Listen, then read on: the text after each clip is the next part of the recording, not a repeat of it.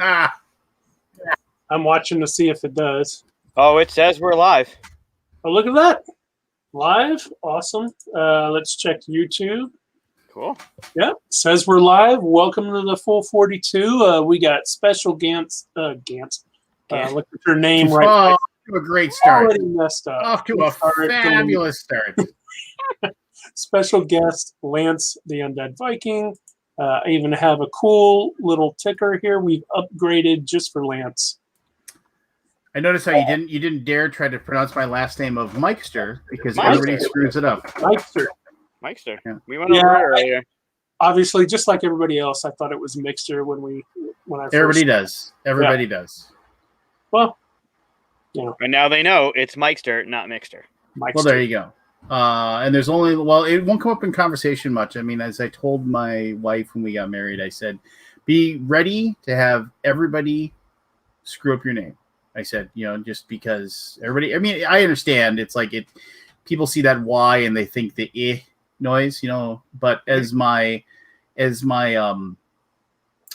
dad has always said, who is an English teacher, he goes, I just ask people if I wrote the word MY in front of you to an English speaking person, how would you pronounce that? And they say my, and it's like, well, there you go. It's just, and if everybody goes, how do you pronounce it? Just say Mike and then stir at the end. But there's only like 30 of us in existence. So you're not going to run into many of us. It's better than Strange or Stran. That's what I've gotten quite a bit throughout my life. Yeah, I suppose. I mean, I don't know. And then Gugliano over here, whatever his name is, who knows? It's pronounced Smith. It's pronounced Smith. Yes. Just coyote bait, I like to call him. Oh, what a night that was. Holy shit. Did I tell you about that? No. Chris? Oh, my God. So we're at Ben's wedding in Minnesota. First trip out there. I'm sorry, Bemily's wedding. Bemily's wedding. Of which there was this really handsome guy who officiated the wedding. It was one of the best things I've ever been a part of. That thing was unbelievable. Yeah, it was a really good wedding. But my God. But yeah, Lance and I are talking for hours. What, 3 hours? Everybody else went to that weird party at the at the bridal suite or something. They were all, and we were just like, we'll just sit here and talk and drink. Yep. So, and then it was like 3 a.m, and we were like, all right, like we're getting tired, let's go. And as we're walking in the parking lot, all you hear are coyotes in the background, and my car is the farthest in the back of the dark parking lot. And there's nothing but fog, and you can hear their paws running in the ground. It was awful. Yeah. I was like, leave a trail of breadcrumbs. Oh, so what's bad. wrong with coyotes? Well, I mean, the idea was that Michael's a wee little man, and they would savage him and drag him off into the underbrush. Yeah, I wouldn't be sitting here right now. No. But yeah, that was Ben and so the people are wondering who Ben and Emily are. Ben and Emily, the Harknawis, are. Ben is the CEO and owner of Floodgate Games. So Sagrada, you're probably, if anybody's listening to this, they wonder what games. Sagrada is their big one, obviously. Yep. So, of which you just had the designer on earlier, like the last episode. They were the first guest. Mm-hmm. It was weird. Maybe there was somebody when they heard about this podcast that asked, "Hey, I'd love to be a guest on your show," like repeatedly, over and over again. And we had talked about it early. His first name we thought of. Mm-hmm. Getting Daryl on before me out of spite. We were like, who can we get on before Lance? Anyone. Just throw a dart.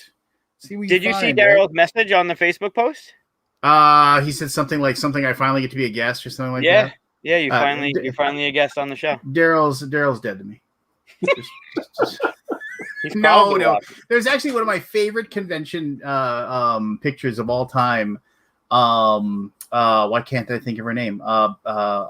Beth, the girl who does all the Instagram posts and everything for BGG, the pictures. Beth, I can't think of her last name right now. Hailey? No, the other Beth.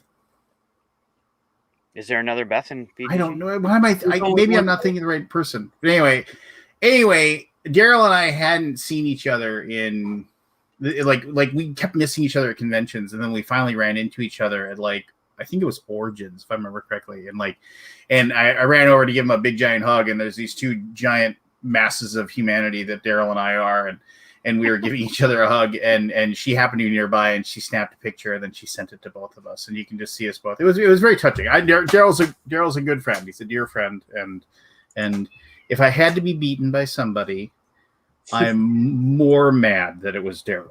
No. Perfect. We did our job. Yes, exactly. Mm-hmm. Anyway, so here I am. Ask Here you questions Yes. or do what you're gonna do or Yeah, Yeah, so we we have- haven't told Lance anything. Yeah, we have show notes, Lance. We are prepared.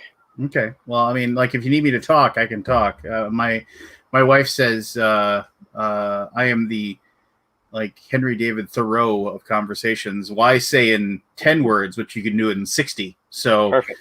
That's why Perfect. the On a Boom goes 5 to 7 hours every Wednesday night. every Wednesday night, 9 p.m. at the Undead Viking Videos YouTube channel. Such luminaries as Jeremy Howard, Scott Alden, Tom Vassell shows up every once in a while. My boss, Shane Myerscough from Grey Fox Games shows up. Obviously, there's the stalwarts like Keith Collins, the professional hanger-on. Barry, the our resident man who was run over by a train, and medicinal user. And then there's a wide gaggle of people that pop in and pop out from time to time. Different board game designers. Evan and Ryan, the designers of After the Empire, have kind of wormed their way into be regulars on Wednesday evenings, and they have nothing better to do. Board game publisher, Wes Woodbury, and also he's a podcaster as well. There's just a ton of people, right? And it's Chris just has been on it too, right? Yeah, Chris is Peter Vaughn, formerly of Breaking Games, and now doing his own shtick. Yeah, I take up room on it sometimes. Well, I do like how every once in a while there'll be nothing being said, and you'll just be sitting there, and I'm sure you're looking through emails or doing your own thing, just checking on stuff, maybe doing a little graphic arts as you're wont to do. But then eventually somebody will say something that inflames you, and you're like, no, wait a minute, let's go back a second. You're like, this is why you're wrong about Star Wars. Sometimes they're just talking about stuff that I'm not part of, and that's fine. But every now and then they'll move into a conversation where I can get into it. But you get a lot of content people in there. You got Jeremy Howard and Rado, and sometimes their conversations go towards that. So I kind of step back. Yeah. So it's like I'm trying to remember. So that actually, strangely enough, the Alaboom, nobody's quite sure anymore what it stands for. It was like a loose affiliation of board something or whatever. And it was actually like a weird subset group that in Facebook, like a secret private group for board game media people just to hang out and talk about stuff. That was actually created by Rodney Smith forever ago. And then I was in there and everything like that. And then one Wednesday, 6 years ago, I was like, you know what? I got nothing better going on. I'm going to be playing some video games and doing some stuff on Wednesday night. If anybody wants to come on and just talk, and we'll just post it live on my channel and we'll see what happens, kind of thing. And then it just became a regular thing. The coolest thing about it is that there's about 40 people to watch it live, and they're all very much engaged with talking to each other in our group chat, if that makes any sense. It's just they all want to talk to each other, and they catch up with each other. And I think that's one of the cool things where they have I don't even know if they really listen to us or anything like that. They're just in there to talk to each other. We just facilitate this chat room for them, which is neat. But that's pretty cool. Speaking of chat, we have some people on Facebook right now. This is going up to Facebook and YouTube at the same time. Because we're all fancy now. We have stepped it up. We waited to get this all I don't even fancy. know if they really listen to us or anything like that. They're just Oh, look at that. Real. Yeah. Struggling for guests these days. Look at that's fine. That's fine. And, That's fine. Lots of people in there loving to give me a little bit of the business. Going up the Facebook and YouTube. Oh gosh. Oh, I'm causing pregnancy now. You gonna turn off that, or is this is? Get Do I this. need to mute myself? Or? There's no way to mute it, so Is it you? that was me and him. I think. Well, no, I'm listening through my headphones. So give me the business. Not me. Is it me? It's definitely you. It's not me. Oh, it was me. You know what happened is they shrunk the video when I went out of it, and it kept playing. Couldn't see it. It's on the other screen. High quality. Should I come back tomorrow and High quality. you figured out how to use the computer, We worked Grandpa? out all the bugs just for you, Lance. Love it. Nice. Just trying to see who it was that was commenting because it's the only. I'm almost positive it's a guy named Roger. That's one of the Gray Fox Berserkers. He's a very big supporter of Gray Fox, and he helps us with our play testing. He hosts game sessions for us, things like that. Really nice guy, super nice guy. I saw Peter Vaughn was one of them as well. Peter's a good man. I enjoy him a great deal. Have him on at some I'm point. excited to see what he does with Cardboard Alchemy. I think he's going to. I think he's going to have some fabulous new games coming out. So, but yeah, so there you go. I mean, obviously I work for Gray Fox Games full time. I pretty much do almost everything out there, in some point. I don't know. I don't have a title. I think my email signature says wearer of many hats. I think in most publishers, not a lot of people have official titles, right? Because there's just so many things to fill in sometimes. Mhm. Yeah, I mean, exactly. It's just it's just all processes and projects and staying on top of stuff and making sure stuff gets done. And a lot of my stuff is just handling, customer facing information, and making sure that they have, I published some Kickstarter updates today. I help with the Kickstarter projects, and once they get rolling, I'm the one who's monitoring those and taking care of those things. There's all kinds. I don't know. It's tough to really pinpoint exactly singular things that you do. I mean, Josh is our lead game developer because that's what he does probably 90% of the time. As far as testing games, play testing games, giving feedback on games, figuring out which games we're going to publish, and and Shane, the owner of the company. Obviously he's the owner of the company. So everything is underneath his umbrella and things like that. But other than that, it's just so it's just I think best way to describe it is this the stuff that is not. I'm not going to say it isn't important, but the stuff that they don't have time to focus on, that just falls to me. And so. But no, it's I've often said sometimes working in the board game business can be very stressful, and also you never really shut down. I think Chris can. Well, Mike, Michael, you can agree to this too because you've done the hustle. Yeah, it's my official title is Mover of Meeples. That's what I have on my email tag. Yeah. So it's everybody's like, oh, it must be so great, to work, and it is. It is. I worked for U.S. Bank for 16 years in a myriad of different job. But I did IT stuff for them. I did real-time management. I did project management. I did website creation. I did all kinds of stuff for them, and it was a good job. I met my wife there. I met friends that I still have today that I met there, and obviously they paid me well. But was it 4 years ago? I got offered a job to work for Tasty Minstrel Games, and I went to work for them for 3 years, and now I've been working for Gray Fox. So, were you able to rock the big beard in the bank? Oh yeah. Well, it was just so when I funny story actually. So that'd be it'd be 20 years ago. Now I think, I was 27, 28. There's a long story here. I'll try to be a little more succinct, but when I was 27, 28, I was complete bohemian, working like 6 jobs, 4 of them paid cash. It was just, living in a dingy 1-bedroom apartment and just like, just kind of just flying by the seat of my pants. No real. You're in your 20s. Yeah, no real long-term prospectus had been determined at this point. But I mean, I remember I started. I was in a relationship, and I wanted that to work out.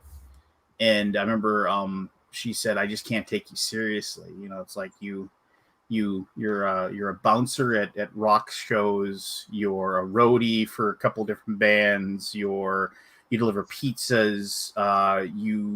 You umpire softball during the summer, and you ref basketball during the winter. You run a warming house at a hockey rink. It was just all this like crazy things that I did, and she's just like, yeah, I just can't take you seriously, and so she said, you need to get a real job. And so then I had a couple people I knew that worked at US Bank, and I said, what does it take to get a job there? And they're like, well, let's pull some strings, get you an interview or whatever. And as long as if you can get past the interview, you can get a job there and you can start making some real money. And I have a gift of gab and I can sell myself. So I kind of probably bullshitted my way through an interview or two. And can I say that? I apologize. Yeah, you're fine. Okay. Yeah. And I got hired and, and then I was like, yeah, I got a real job. And then she moved away like 2 months ago. Oh, wow. Wow. Well, didn't see the ending of that story coming. Yeah, it all.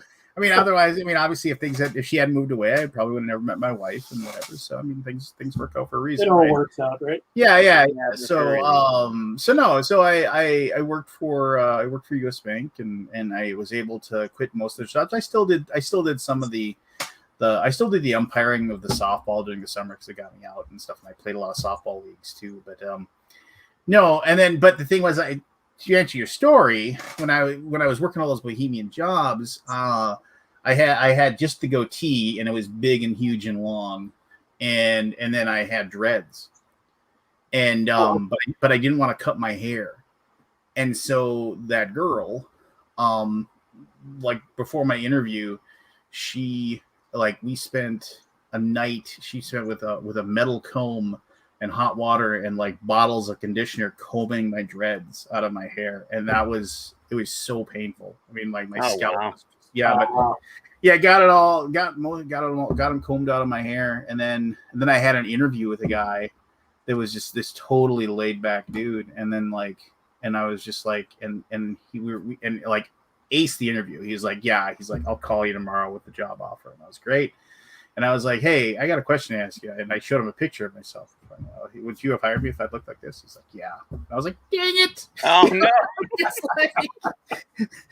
But, whatever. That was then. This is now kind of thing, right? Oh, so, man. Yeah. So, no. But yeah, when I told people I worked for a bank for, for a decade and a half, they're like, really? But it wasn't like at a teller. I wasn't like, would you like a loan? I was working in a big service building that had like a ton of different offices and, like all kinds of different things going on. My wife still works there. Well, she's working from home now, obviously with the COVID, but my wife still works and she's, elevated so much higher than I ever was. So, and I'm like, you go, you be successful. Is this picture down here bothering anybody? Doesn't bother me. All right. Oh, it's Brett. It isn't Roger. It's Brett. Brett, I apologize. Brett's also really awesome. I should say this. If you want to have, if you like Gray Fox games and you want to get in on cool, awesome stuff and get in on the ground floor stuff, do go to the Gray Fox Discord. If you go to the Gray Fox Facebook page, there are several posts on there for live stream games that we've done. And in the description of those videos, there's a link there for the Discord, and that is a very, very lively group of people that we're always doing play tests and live streams and giveaways and things like that. So check that out. And I'm on there, all the time. And that's, if you ever have anything Gray Fox related, that's a really easy way to ping me directly and say, hey, what's going on with this? How can I know about this? Otherwise, you can email me, lance@grayfoxgames.com. But yeah, so there you go. But the whole thing about that was that I was getting to, see, like I said, 60 words instead of 10, is that, like, when I worked at US Bank, once I was done working at Friday at 5:30, I was done. It was like, I'm out. I don't have to worry about this until Monday morning. Mm-hmm. But when you work in board gaming, it is nearly impossible to disconnect. If you happen to sit in front of your computer for some reason, there's like your inbox is like, it's like there's always something. There's always an email you can answer. Yep. There's always something that you can respond to. Whether it's like, hey, I didn't get enough wooden cubes in my game. I need 4 more. Okay, fine. Give me your address. We'll get those sent out to you. That kind of thing. And then, of course, whenever you get off of the computer and walk into another room, you start playing a game. So, well, yeah. I mean, there's that too. I mean, I will say this: I play a ton of games now that I work in board gaming, but it isn't for fun, right? I mean, the games can still be fun, but like on the 70th to 75th play of the game, as you're just working out, as you're getting that minutia of the mechanics and balancing of everything, and it's just like, so like Ragnarok's almost $200,000 on Kickstarter. It just finished. Pledge Manager launching in about 2, maybe 3 weeks. Some dude did the graphic arts. I don't know. But anyway, so Ragnarok. Oh, I'm so happy this is happening. I just want to throw that out there. I'm so happy. So it was obviously really successful. We were happy about it. But I mean, with the streamings and like the play testings that Josh and I did, and just all the things I was hosting to show off the game. I mean, I probably played that game 150 times. I mean, at least, I mean, you played twice with me in like 15 minutes, maybe. Yeah, and so it's just that repetition just keeps on happening. Now, so I'm playing a ton of games, but there's not a lot of new stuff. Like I don't get to like games that we don't publish. I own them. You can see a bunch of them in the background there. But I mean, like I've been playing Sleeping Gods with a buddy of mine, which is a fantastic game by Ryan Lockett and Red Ribbon Games. Well, we actually have a section where we're going to talk about what we've been playing about. So let me stretch. What I'm saying is that if people have reached out to me and say, how do I get a job in the board game industry? I'm like, well, you gotta be willing to work 7 days a week if you have to, and you gotta get lucky. I mean, like literally, like there has to be a need for you at the exact same moment that you are actually knocking on the door. Sometimes just reaching out and saying, what can I do for people? And just kind of offering your time and help and, whatever it takes to get in the door. And expect to work way more hours than what you're being paid for. Yeah. Yeah. I mean, it's one of those things too, where, I'll say that it's far more rewarding than I mean, I've had some cruddy days, working in board games. I mean, just days where I just want to just like go and drink a bottle of bourbon and fall asleep until tomorrow, and it's just like, but it's still way more rewarding than like if you turn to page 7 on the document in front of you, you'll see an itemized listing for that expenditures are up 111% during the month of May in the quadrant of, you're just like, shoot me in the face. And there are people that are born for that. Oh, no, they are. Love and do it really well. Whoever that guy's voice is that you were just doing, he loves that part of his day. That guy, we all know that guy. It's a combination. It's a combination of the not Ben Stein teacher in Ferris Bueller and the imitation of Eddie Murphy does of the police chief in Beverly Hills Cop. Is this the man who was thrown through the plate glass window? Hold on. And then the other guys in. What way does the author's use of prison? Just like... Anyway, so there you go. That's my 2 extremely strange anecdotal whatevers. I love it. Mike has a game for you and me, Lance. I don't know particulars. I'm excited to lose splendidly or win triumphantly. Good luck. I do like the the Gray Skull Tiki mug though. Thank you. Yes. Yeah, they just where did you get the Gray Skull Tiki mug? Tonk Toys, Geeky Tikis. They just released a set of 6. It's got She-Ra, He-Man, Orko, Battle Cat, Merman, and Skeletor. Interesting. No Stinkor, no Manny faces. Not yet. I was hoping for Triclops, but Chop-Jaw would be cool. So, have you ever been to Origins and gone to the Tiki Bar? Yeah. Yeah, I mean, I remember one year I went to Origins, in the before time. In the before time. In the before time. The BCE, before COVID era. Yeah, so I remember I was told, it was like, oh, you got to come to this Tiki Bar. It's great. And I was like, all right, whatever, I'll go. And I remember I was like, I could call an Uber, but I remember I pulled it up and it was like, 7 blocks away or something like that.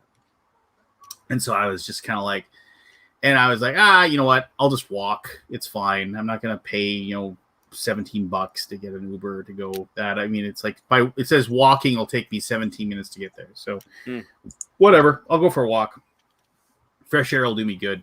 So Google Maps or whatever is having me go down these alleyways in Columbus, Ohio, and things like that, and they're in these like deserted streets, and I'm just like, okay, well, this is a little unnerving. I don't know really. I mean, hopefully this map is correct, but I'm not. I tend to think that I'm not waiting for somebody to leap out of the alleyway and stab me for my wallet or anything like that. Sure. I remember there were like a couple of times when I did see other people walking around, but it was just like, but I never seemed to intersect with them or anything like that. And so then I got to the bar and I met Travis Chance of now Cool Mini or Not, but formerly of Colossal Games, formerly of Indie Boards and Cards, formerly of Action Phase Games. I ran into Travis Chance. I was like, hey, he's like, hey, you made it. Let me get you a drink, blah. And then so I'm telling you that story. And this is how like when we're in our own skin, we don't recognize anything. We just take things for granted because we know we're in our own skin all the time, right? He's like, I was like, yeah, it was weird. It was like I never really crossed paths with people. It always seemed they were on the other side of the street and everything like that. And he was looking at me. He's like, it's you wearing a black hoodie and black shorts wandering down the streets, alleyways at midnight. I was like, they're the ones who were afraid of you. Oh, wow. Yeah. I was just like, oh, yeah, okay. It took me to about mid-college to realize I shouldn't walk around looking like this to people. I should lift up my face and smile. Yeah. Well, no, you should look down like that and smile. It's even better. Creepy. We just lost subscribers. All right. The one? We had two.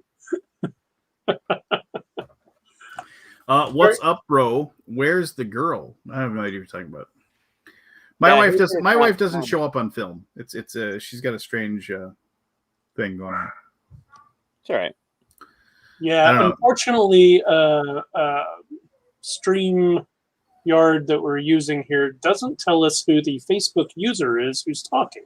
Well, good for that Facebook user. Yeah, a little bit of. So all we're seeing is Facebook user. What's up, bro? Facebook user. Where's the girl? So. There is a link in the Facebook chat there if you want to click on it. They'll be able to show who you are and everything. But other than that, you can just say who you are. We'd like to say hi to you. The person that said that first name was Laurel? No. It's probably my brother. There you go. My older brother who lives in Las Me, Vegas. your big brother, Lance. What? No, that would be if it's Laurel, Lorel. That's my older brother. Yeah, Laurel, it's your big brother. Where's the girl? Well, Laurel, which one? You're talking about my. You know what? he can just listen. But no, it's that's my older brother. He lives in Las Vegas with his wife and his 700 dogs that he owns. Wow. Well, no, not 700, but he owns quite a few dogs. Hey, let's jump into the game. No, okay, fine. Let's do the game. Especially now that my brother's here, I have the extra like desire to do well. Let's destroy the man in front of his family. All right, let's do it. So this came to us last week. Chris developed it. I've taken a little bit of Daryl's point scoring into effect. This is how it's going to work. I'm going to give you 3 clues to a game. If you guess the game in round 1 or clue 1, you'll get 3 points. If you get it in round 2 or clue 2, you'll get 2 points. If you get it in the last round, you'll get 1 point. If you don't get it at all, I get 2 points. So are we competing against you and I'm competing against you and Chris? Correct. Okay. So if you get blanked, I get 2 points. You only get 2 guesses for each game. There are 6 games with a tiebreaker, which I might ask anyway. So all of these games through BGG are sci-fi related. Oh.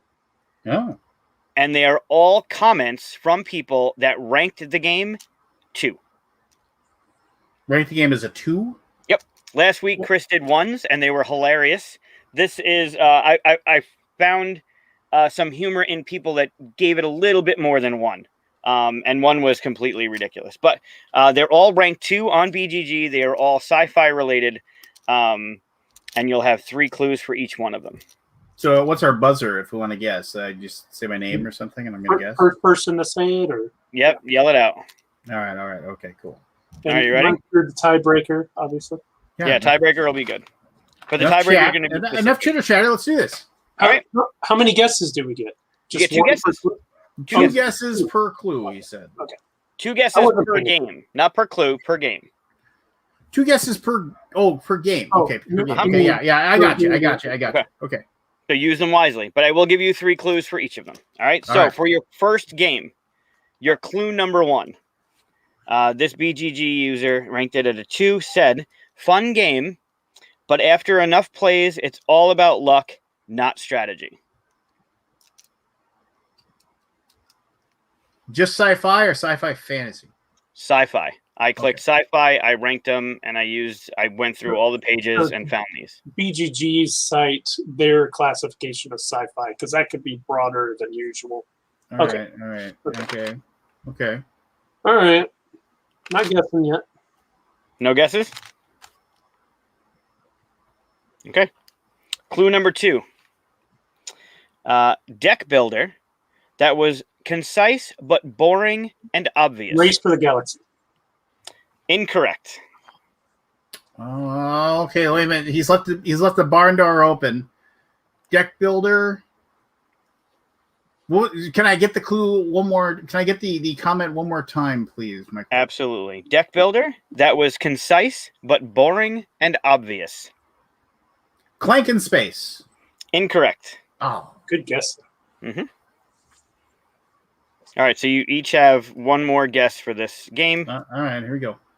All right, clue number 3. There is nothing interesting happening in this game. The only way I would spend more time with this game is to burn it in a dumpster.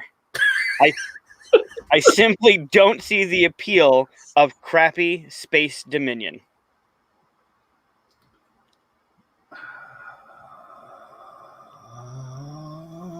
Aeon's End? Incorrect. Hold on. Eminent Domain? Incorrect. Oh! What was it? The correct answer is Star Realms. Oh! Star Realms. Okay. Crappy Space Dominion. I thought was great. Wow. Man, I actually really like that game, too. I haven't played it in a long time. All right. Some of the comments are great, but that one did it for me. Okay, I'm starting to grok this. Fine, you can have your 2 points. Enjoy it. Oh, I will take it, and I will love them. Okay. Now we're both against you. How many of these are there? I have 6 games. Okay. All right, game number 2. Clue number 1. broken combos, and boring, drawn-out play. 30 to 45 minutes. That's at least the time you spend asking yourself, why am I playing this?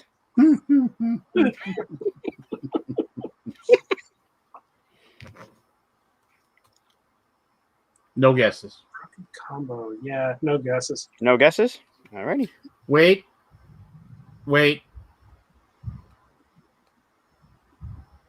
Race for the Galaxy. Incorrect. Oh, I'm so glad you said it because I almost said it. Anything going on? Nope. Okay. Clue number 2. This game stinks. Total simplistic dice fest. Fun for a 10-year-old at best. Ships are basically all the same.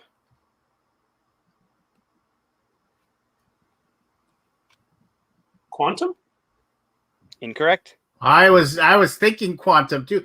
Remember when Good. Quantum came out and all the dice were sweaty? Yes. I Yes. got a copy of that. Mhm. But what did they ever determine why they were like that? Just something messed up in manufacturing.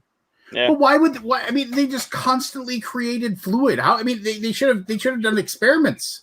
I know. They should have figured out why were they like that? I want to know. Yeah. They never dried out. Nope. All right. Sorry, I forgot the clue now. That's fine. I can read it again. Something about a dice fest, only a 10-year-old would like it. All the ships are the same. Correct. Don't forget, this game stinks. That's important. It's important. All right, go to the next one, man. I'm only have one guess each. Yeah. You have one guess each. Yep. Okay. Clue number 3. First edition was amazing. Second edition is another game, sadly. Twilight Imperium. Incorrect. Oh. It couldn't be. Merchants of Venus? Incorrect. X-Wing. What? All the ships are the same. Mhm. What is wrong with these people? Okay. Ships, Dice Fest. Yeah. Apparently that didn't go well for anybody. Wow. Okay. I think this game is heavily weighted in the presenters. He gets to give us the clues. He gets to pick the games. He gets to pick the theme. Next time you do it. That's the excuse we'll use. Yes. All right. After 2 rounds, it is Mike with 4 points. And you guys have the Okay. I don't consider you actually playing, but anyway, go ahead. I'm winning by default, and I will take the win. Yeah. Well, that's. I lost last week. Who won last week? Was it tied you and Daryl? Yeah. Oh no, I got it because the last one was Arkham. Right. Yeah. All right. Game number 3. Clue number 1. I am not a fan of programming games, especially those like this or Robo Rally, where the entertainment value is seeing who screwed up and how. Programming games like Robo Rally. I really feel like they're using that mechanism wrong. Like it's a mislead. I don't understand why if they're not a fan of games, why they're even playing it and making it. Right. But sometimes you hear people say a word and you're like, that's not even worker placement. It's not even, Mm-hmm. We had someone comment on Batman about our misuse of a major character as the villain of the game, and that character wasn't like that. We have no main villain of the game. Like they're all masterminds. Like what are you even talking about?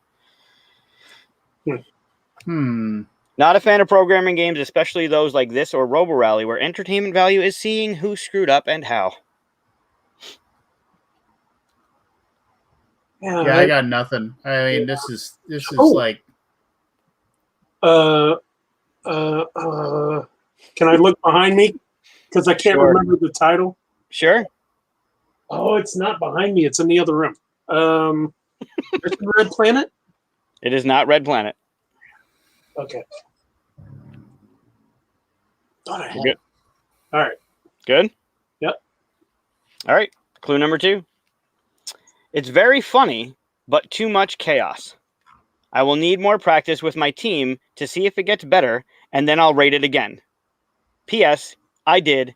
It doesn't get any better.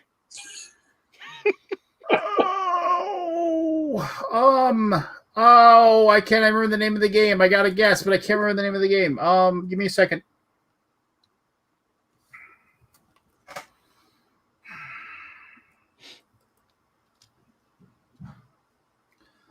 Shoot. Can I describe the game I'm trying to think of and not have Chris steal my guess? That's fair. Okay. So what was the game where each person had a different role within the ship that you had to and you had to do your own thing? Like there was the weapons person and there was the shields person and everything like that. Mission Catastrophe coming up is but it's not out yet. But no, it was. I think it was by Stronghold Games, if I remember correctly. Oh, Space Cadets. Space Cadets. I'll guess Space Cadets. Incorrect. Well, that was a nice long trip down a path that came up with nothing. Great game, though. Great game. Yeah. Very good. Very good guess. Yeah, all right, so we have to move on. Okay. The worst co-op I have yet played. A time limit plus an annoying noisemaker of a CD means players have to talk fast and loud.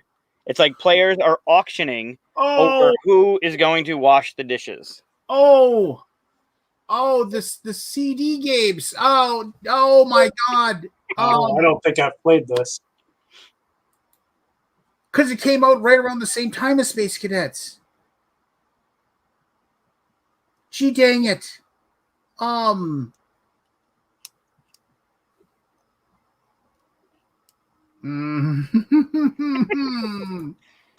I can picture it in my head. I can picture the box. Yeah, I don't think I've played this because oh my I only gosh. played one game with music like this, and it was Escape. Mhm. You know. Great game. The The game has a 10-minute time limit, and we played it for 8 hours straight one day. I thought it was 15. Was it 10? No, you have 10 minutes to get out. Only played it once. Every 3.5 or 3:25, the gong goes, and you got to get back to the center. But it's a 10-minute game. I couldn't hear the gong. And so nobody at the table, for whatever reason, the music, whatever. Space Alert. Space Alert it is. Yes. Okay. Yeah, I wouldn't have guessed that. I haven't played it. I thought you had it with Space Cadets, Lance. And that's because Space Alert and Space Cadets were almost functionally like the same kind of game. Mm-hmm. But the one was, in my humble opinion, Space Cadets was the better of the two. Well, according to this person, this one was the worst co-op they ever played. So, Space Alert, I tried. I probably played that one more than I needed to because it's a Vlada game. So. Mm-hmm. And yes. Anybody ranking a game at 2 shouldn't be listened to anyway. So that's fine. That's why I picked 2. Wait, there's one that's just fantastic. If you are ranking a game at 2, you're probably wrong. All right, I got a point. I'm happy. You got a point. I'm just happy Mike didn't get it. So there you go. All right, so after we're halfway through, I have 4. Lance has 1. Yeah. And then there's Chris. So game 4, clue number 1. I really don't get why these games sell so well. This one felt like an annoying chore with bland artwork, run-of-the-mill components, and exactly 0 fun gameplay-wise. Bland artwork, run-of-the-mill components. I'm gonna have a guess, but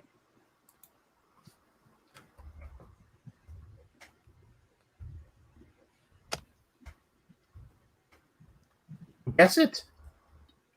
Terraforming Mars? Incorrect. Yeah. That was a heck of a guess. The bland components. Yeah. Oh my gosh. It's that first part of it that kind of made me nervous about it, though, because these games, it's not really. Yeah, these games, Terraforming Mars kind of stands on their own. Right. Well, I mean, not really, but I mean, you know what I mean. I'm sure there's people that rated Terraforming Mars a 2. Oh, there were. I read them. Is that a clue? Oh. Next guess. Yeah. All right, right. I could. Well, all right. Good. We're no more. Okay. Clue number 2. Impossible to strategize since your turn starts with randomness. Not enough player interaction. Boring theme.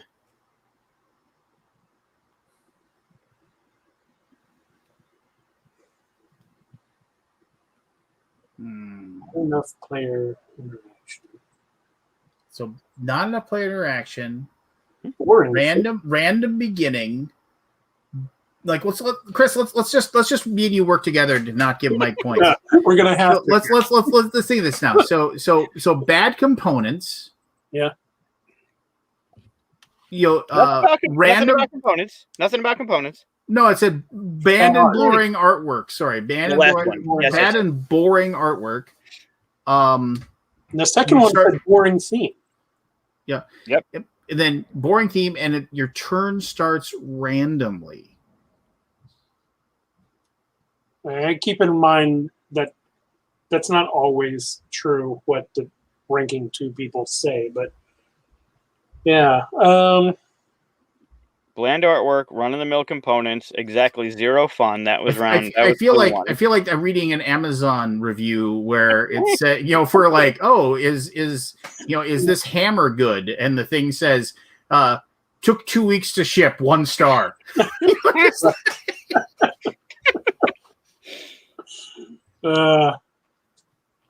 Hit my We're good? 1 star. Well, I mean, technically, I should guess something, right? Because I get 2 guesses, and I mean, by Well, the frame of the game, on the same clue. Yeah, you can guess twice on clue 3. Well, yeah, but clue 3 is already gone, sir. No, not yet. No, this is only clue 2. Mm-hmm. But I should guess here just for the chance of getting some points. Let's go with Galaxy Trucker. Incorrect. Not a bad one, though. One of my favorite games. Very good. Very good guess, actually. I don't like it on mobile, though. It's kind of fidgety. I wouldn't play that on mobile anyway. Yeah, it's too much to do. Yeah. Are we still working against me, or I got a buddy who doesn't like it because he doesn't like the time to get your spaceship together part of it. So he won't play because of that. Yeah, Aaron and we played it a whole bunch, then took it to our group, and we just destroyed the group. So that they're like, we hate this game, and we have fully functioning ships, and they have 5 pieces taped together with Scotch tape. And, yeah. I do remember we had a fabulous play of that though when my friend Brian he literally his entire ship got blasted apart halfway through the 3rd mission, and it was just him in his cockpit, and the momentum carried him the rest of the way, and he actually still made it. I've had that happen before. Yeah. It's just this awesome. one square just still heading the good stuff. Anyway. All right, give us that last clue. You sure? Well, I don't have another guess, so I need more info. So far, all we got is bland theme, bland darts, random, and random starting. Mm-hmm. Better clues. Your turn starts with randomness. 1 point to Mike for bad clues. Yeah, I am totally going. We were set up to fail. Wow. Wow. I'm just saying, you guys got my clue. It's true. Today. Yeah. Are you guys going? Yes. Go to the next clue. Are you going against me though? Because I need to look at you guys for who's going to answer first if you get this next one. Oh, we're working together, but also not against. Just don't worry about it. Yep. All right. Clue number 3. Irritating little game. 1 playthrough of this was enough to ruin game night. The mechanic of being able to act on others' turn sounds neat in concept, but it's stupidly broken in practice. What is it? Race for the Galaxy? Incorrect. Had to try. Tiny Epic Galaxies. Yes. Oh, really? I went with the tiny game. I went with the small, irritating small game. I seized on that. And I went Tiny Epic Galaxies. Yeah. I really don't know. I don't get why these games sell so well. I thought that was a little... These games, okay, that totally makes sense now. But the boring theme, I don't... Okay, well, yeah, you can argue with these because they're ranked too, and they're wrong. So I love Sure. it. It's a good game. Yeah, none of these games are bad in my opinion. These are all great, and I think they're funny. 2-2-0 at this point, right? It's I should be two- hosting. 2-0. No, he got 4. He got four. 4. Oh, he's got Because- 4, right? Because he cheats and gives himself 2 points for doing nothing.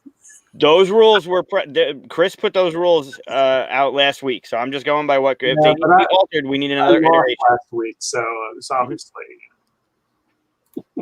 All right, game number 5. not Clue of it number 1. unless I get it on both this one and the 6th one. Yeah. All right. Or you could tie. All right, clue number 1. It's crap. Uninspiring and just plain boring. Has nothing about it to recommend apart from the quick playtime. Race for the Galaxy. Incorrect. Everyone, eventually. I had to try.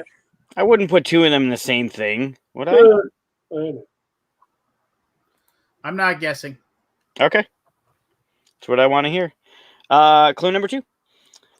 Strategy in this game is driven entirely by meta, and that's not a good thing. Also, people who believe they're good at this game are generally intolerable. Battlestar Galactica. Incorrect. Good guess, though. Good guess. Dark Moon. Incorrect, but also a good guess. I would.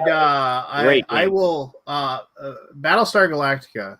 And this I say this in every single time. If you have a copy of the final expansion, Breaking Dawn, and you don't want $8,000 for it, I will contact me. We'll try to figure something out. But no, Battlestar Galactica is one of the few 10s as far as that game is amazing. You mean Daybreak? The Daybreak expansion? Daybreak, there you go. Daybreak expansion, yes. And if it has to be sold as a giant set of all of your Battlestar Galactica stuff in one big box, I'll do that too, as long as, again, not $8,000 or whatever you're going to ask for it.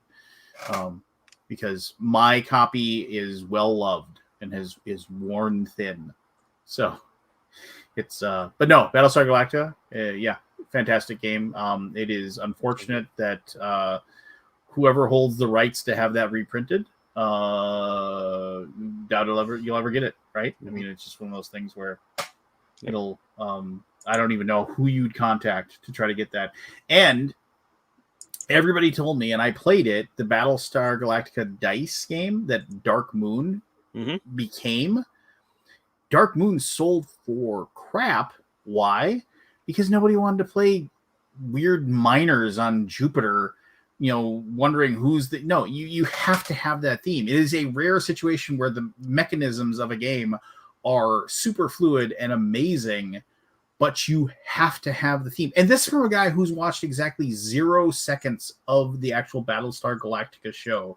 But you haven't seen it? No, never watched any of it because my friends who watched it were like, best show ever, right? And I through osmosis, I know everything that goes on in that entire show because I've played Battlestar Galactica probably 120 times or more, and people have referenced scenes and things and what this character's fate was and what that character's fate was and how this one died and they've gone terrible through friends. Spoiler. Well, no, I mean they've just explained everything to me through the playing of the game, but so I know all the vernacular. I know how to be, to for whatever, you're a toaster and all that stuff. Yeah, I can say that stuff, but it doesn't matter. You need that layer of theme. You're talking about that top one, right? What? You're talking about that one, right? Are you? I'm sorry. I actually clicked away to look. Okay. No. Though I did own that. I did own that at one point in my life. Yeah. But no. No, he's talking about these over here. Yeah. Yeah. So I see you have one. What do you want to trade for those? We're talking here. What do you want to trade for those? No. We're in the middle of a game. Yeah, I don't know if I want to get rid of them. Well, no, but what do you want to trade for those? I mean, I'm serious. I will. I have traded to get a hold of games that I know I probably can't get otherwise. like what's the one game? There was that Pestilence dice game that Chessex came out with. It's just a fun little game. It's nothing special about it. But I traded like $300 worth of games for this like little $20 because whatever. I know I couldn't get it otherwise. Saying the show is still worth watching. Yeah, I need to watch it. You haven't seen it yet? Mm-mm. Start booting people. All right. Yeah, Plague and Pestilence, 1993, little tiny dice game that was printed by like a weird like company called Hillary's Toy Box, and then Chessex bought the rights to it, and they printed like a few thousand copies, and then they never reprinted it again. But they still own the rights in perpetuity, and they just. So I remember when somebody had it up for trade, I was like, "What do you want?" And they like, "Oh, I'm looking for this, that, and the other thing." And I was like, "Well, here's 6 games you can have in my collection. I'll trade it for that little tiny box with some dice in it." They're like, "Sure." And I was like, "Awesome." And now I own a copy of Plague and Pestilence, which is nearly impossible to find.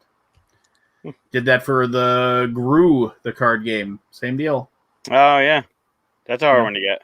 Yeah. So anyway, what do you want for those? I don't know if they're on the block. Well, everything's You guys negotiable. decide this after the show. Let's go on to the third clue. Since I'm out of it anyway, let's get on to the next one. Not necessarily. If you get this one and round one of the next one, you tie. No, I've already given my 2 clues, my 2 guesses. Oh yeah, you're screwed. Yeah. All right. So Lance, uninspiring, just plain boring, quick playtime. Strategy of the game is driven entirely by meta. It's not a good thing, and the people who believe they're good at this game are generally intolerable, which I don't believe. Clue number 3. The more of these style of games that I play, the more I enjoy them. It is interesting to see what conclusion players draw based on a very limited amount of behavioral information. The gameplay is very quick and is easy to learn. Great time filler. That's from a 2. Okay, but see that just okay. So it's a great time filler. So it's got to be short, and so it's got to be some sort of like werewolf-esque type of deduction game. There was another clue that said it was short too. It was like a real quick game or something. I don't know if this third clue gave us anything new. No, it just shows that like somebody was like this. I mean, these are just horrible clues. So I mean, it's the person that's doing the game here. That's what you get for winning. Oh. There's more. Was there a sci-fi version of Werewolf? Yeah, you got Mafia, Werewolf. I'm not thinking. Oh! What about there was Coup and Resilient? Not Resilience. Starts with an R. Resistance. Resistance. Was that sci-fi though? Yeah, I thought so. I know. Fine, Resistance. You got it. There you go. Oh, there we go. There we go. Happy to give a point to Lance. Says, "Oh, I'm going to king make here." Since I can't win the game, can't let Mike. Well, this is interesting because Lance has 3, Mike has 4. So it all comes down to this. It does. All right. How about points are doubled in this round? Whatever. Sure. Whatever's going to make you happy. Well, I'm trying to get Chris back in it. Clue number 1. Oh, they're double. Okay. So I don't have to be Lance's sidekick here. I can try to play. Okay. You were nice enough to give me a 2 point on the last question for the last game. So that's true. All right. Clue number 1. Somebody posted in hockey terms, you just got an assist, so you get a point on the scorecard. Clue number 1. I know this is a gateway party game, but I never enjoyed it. I don't see any guesses from the chat here. They can. Yeah, well, you should be looking at that anyway, son. I can't help it. It's on my screen. All right, say it again. I know this is a gateway party game, but I never enjoyed it.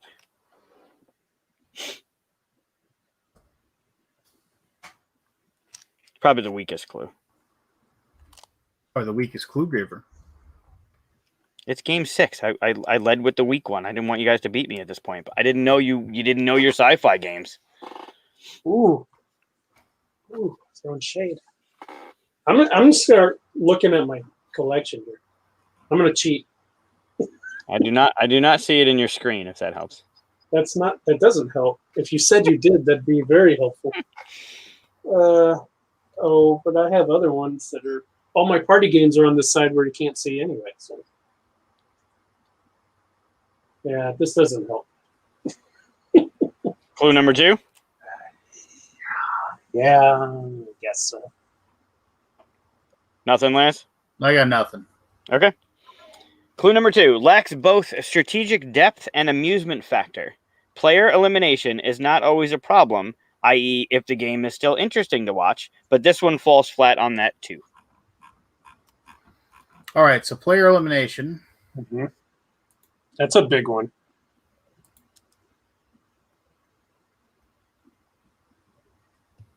Party game, player elimination.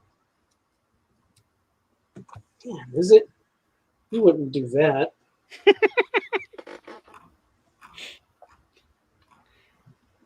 No, you wouldn't do that. So, what was the first clue again? Party game. Gateway party game, but they never enjoyed it. And then what was the second clue again? It lacks both strategic depth and amusement factor. Player elimination is not always a problem, i.e. if the game still is interesting to watch, but this one falls flat on that too. So gateway party game with player elimination. I'm going to go with the fact that the first one was somebody trying to be funny. And I'm going to say Twilight Imperium. Incorrect. Okay. That would have been epic. Because I was like, all right, like they're trying to be funny. They're trying to say, it's a gateway party game. That would have been good. The Twilight Imperium ones were too obvious. I mean, that would have been. You guys guessed them. What? Almost every game this round. So.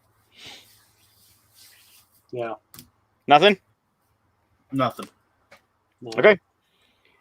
Why is that a dice rolling game? Something more meaty would be better. Also, dice rolling for points is boring.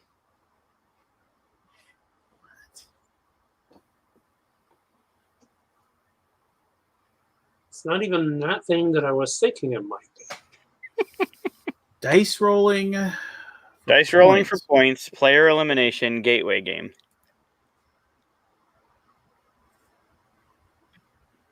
Dice rolling for points.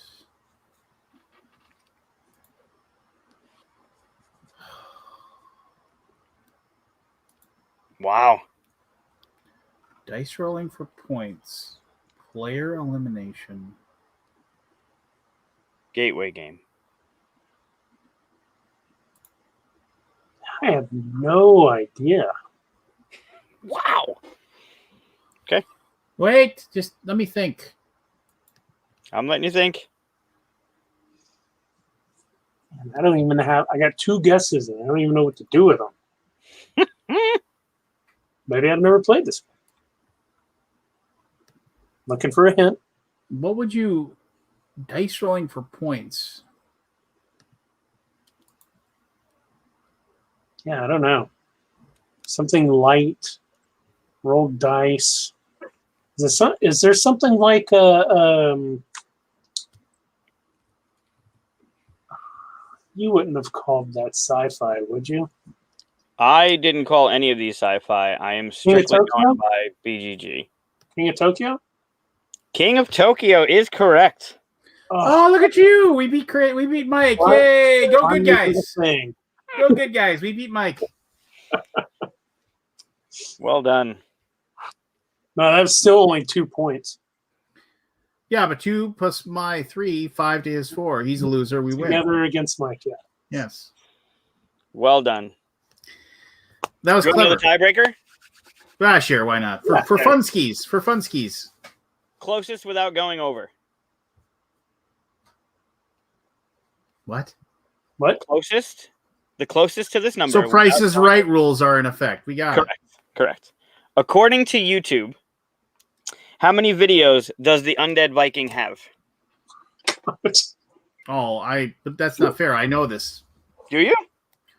Well, yeah, because I like I look at my stats and stuff. I mean, I probably don't know the exact number, but so this isn't fair. Well, then he should have to guess first, and then I'll base my guess on his higher or lower. Well, maybe like I should guess, and then you can guess. Yeah, that makes sense, right? Yeah, I'll try. Okay. So, well, this is weird. Are you counting my live programs as well, or are you just counting my videos? I looked at YouTube and I looked at your videos. Because see, I don't know how YouTube handles that. Then I would think that puts them all together. When I go to your channel, it shows me your D&D, your Game Master thing, and Alaboom. So probably puts them all together. I don't know. Well, then I might not be. Huh. Well, that's weird. I don't know. I don't know if it puts it because I know live is set aside by right. When you look at it in the studio, it's in a different content thing. But I think all channeled together is what he's asking. Mm-hmm. Well, I'll just say 1,000, and you go ahead and guess. 1,001. 1001. Chris would win. That was the Price is Right rules. It's 1,405. Oh, really? Oh, jeez. But you said you've been doing Alaboom for like what, 9 years or something like that? Well, like 6. That's so 6 if years. we do one every week, that's 350 or so.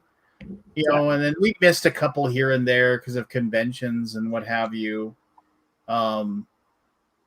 Yeah, I remember one time we did one live from BGG, and like we were having there was like the BGG con room, little room we were having fun and doing our discussions and stuff like that, and having a good time, and then after the fact, like somebody like came up and said, "We need you to delete that," and I was like, "Why?" And it's just like because somebody had come in there and like had talked about something like incredibly personal that was going on with their life and whatever, and which fine, I deleted it, but I was just like, it's like we had a sign that said we are live, we are broadcasting live, you know, and everybody in the room knew we were broadcasting live, and this person like came in the room and was just like, you know, telling some extremely personal things that were going on in their family and what was going on that like, you know, did not want to be shared publicly around the world. And I get it. I mean, at the time I was kind of like, how did you? It was like there's a camera. There's like 6 people standing there, like, hey, what's going on? You know, you come in and you're gonna air your dirty laundry right there in front of everybody, right next to the live microphone. It's like, but oh well, what do you do? All right, well, that was fun, Mike, despite the fact that it was rigged against. Oh yes, it was completely rigged. It was like, let me do it next time. Rank it here. Rank it 2. This fantasy game. Didn't like it. Oh, come on. They were way better than that. All right. Second clue. Would not play again. All right, go ahead. Way. My 3.1s were a little, okay, fine. But the 2s, they were thematic. There were hints in each one of them. These were thought out clues.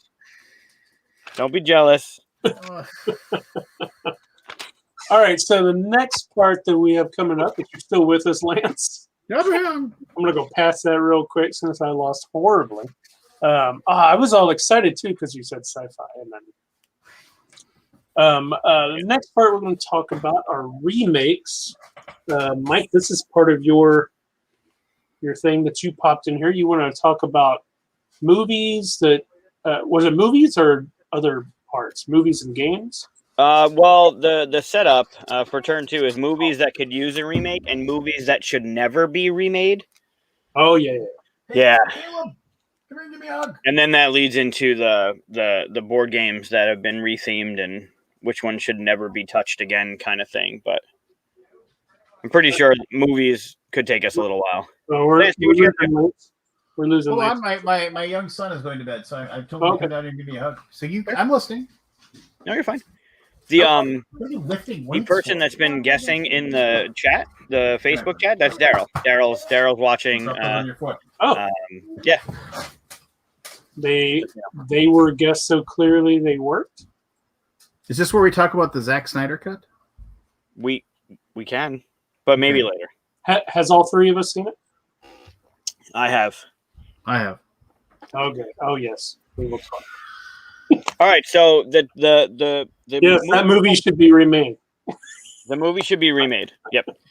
Wait. No, so remake what? Remaking what movie? What are we remaking here? Well, like for instance, I have a strong opinion that The Goonies should never be remade. The Goonies should stay the way it was. It shouldn't be touched. It is classic. It is perfect, and they should never put that thing back into a remake. But that's just your age showing. I mean, that's just you saying that, like, oh, and this is why I think that's a garbage opinion. And I'm just gonna because just remaking a movie or remaking a TV show or remaking anything doesn't destroy what you had with the original movie. You don't have to watch it. You don't have to see it. You don't have to have anything to do with it.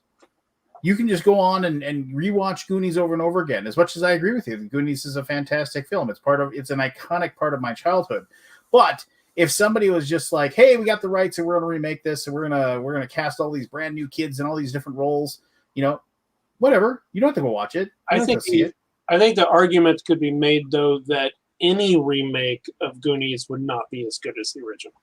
Well, but maybe make it. Definitely not for. No, I would say definitely not for Michael or I. I would say 100%. I'd be like, this is garbage. I don't want to watch this. Mm-hmm. But then I could just go home and pop my DVD in, and I could just rewatch the original one anytime I want. I agree. I would never say, don't make this or the thing like nobody asked for this kind of thing. I hate seeing that kind of thing because somebody will enjoy it, right? Sure. But I think you could. I would agree with Mike that I don't think a remake would be good. I agree with Lance that it doesn't destroy the original. I mean, and here's okay. So I get the snark, right? I get it. I mean, like I saw like on my Facebook feed, like one of my posts right at the very beginning of COVID, when like my kids were home from school and we were all just kind of huddled in and doing our thing, and I made a post on COVID and I said my son and I are going to use this time when he's at home. We're going to watch all the Star Wars movies together, all 3 of them. Oh, I remember that part. oh. I mean, so I get the start, right? I get it, right? But I mean, so here I'm going to go off on a little bit of a story here. So here's the whole thing. But they should make a Netflix TV series with all the actors come back. I would agree to a certain extent with that, but they've tried, they've reached out, and like the guy who played Chunk has like no interest whatsoever doing it ever again, just none. Like he's just completely, he's not an actor anymore. He doesn't want to be an actor anymore. And when the director passed away, it just they had talked about it. They had talked about doing it a lot. Mm-hmm. But it was just one of those things where they never made it, and then obviously they can't with the original stuff. But anyway, so here's the deal. So like when my last grandparent passed away, and this is about 12 years ago. Well, I mean, my daughter had just been born, so 13 years ago. My father gave I bounce around a lot. So let me say this. And I've told my wife this, and make sure that this is the case in like, I don't know what happens when you die. You shuffle off, something happens, whatever, who cares? But here's the deal. I have been to too many funerals where they get some pastor, some priest, some minister up there to say something because they're supposed to, because you're in a church or you're doing whatever it is, or you're and they're like gonna memorialize your passing, and they take out that little pamphlet that they hand out to everybody that the funeral director has printed off, and they open it up and they read it word for word on the back, like, because we can't read, like we don't have like 17 of the pamphlets littering the bench that we're on right now, that like, so you're going to read this to us. It's like, no, you didn't know this person. You didn't, if that's all you can do is read the back, sit your butt down, lead us in the prayer, pick the hymns, whatever. But have people that actually know me get up and say something about me. I don't want somebody reading the back of that crap, right? So when my dad, when his mother passed away, he got up and he talked about how, and when he talked about it, he's like, my mother was an anachronism. It was like the first thing he said. My father was an English teacher for 44 years. And then he was part of the North Dakota House of Representatives and Senate. He was a politician for like 10 more years, and then he retired. and so he was very good speaking, and like you, and he's a good orator. And he said, and he's like, my mother was an anachronism. And for those of you who aren't English professors, he said an anachronism is something that is out of its time. It sticks. It isn't. And he went on, and he said, my mother never had a checkbook.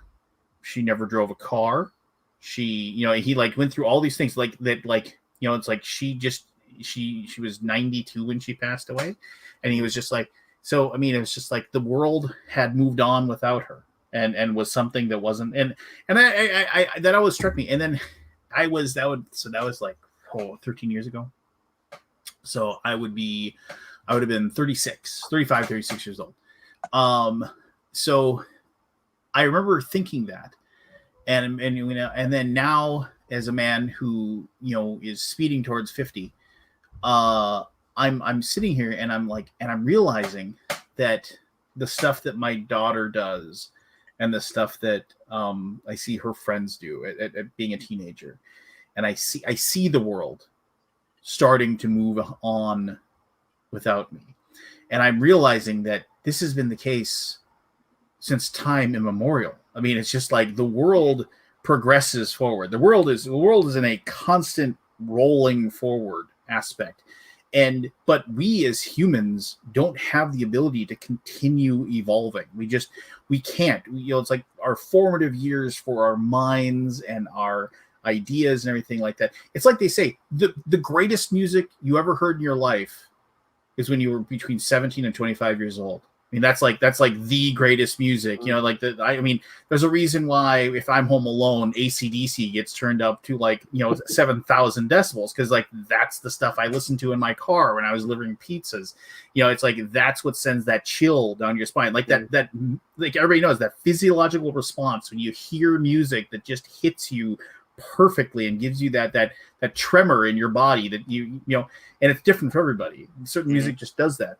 I would disagree with that. I mean, my favorite genre of music is 70s. I was born in 78. But you are an outlier.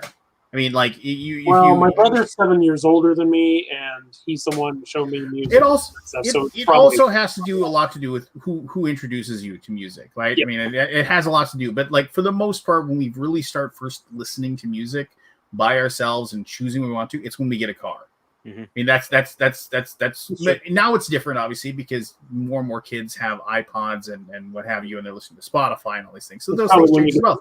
Again, the world constantly rolling forward and leaving. So, my children will never grow up in a world where you don't have a computer in your hand wherever you go. Mm-hmm. They'll never understand the idea of you had to find a phone booth that had a telephone book with a map in it so you could figure out where the hell you were going to figure out how you were going to get to that place, right?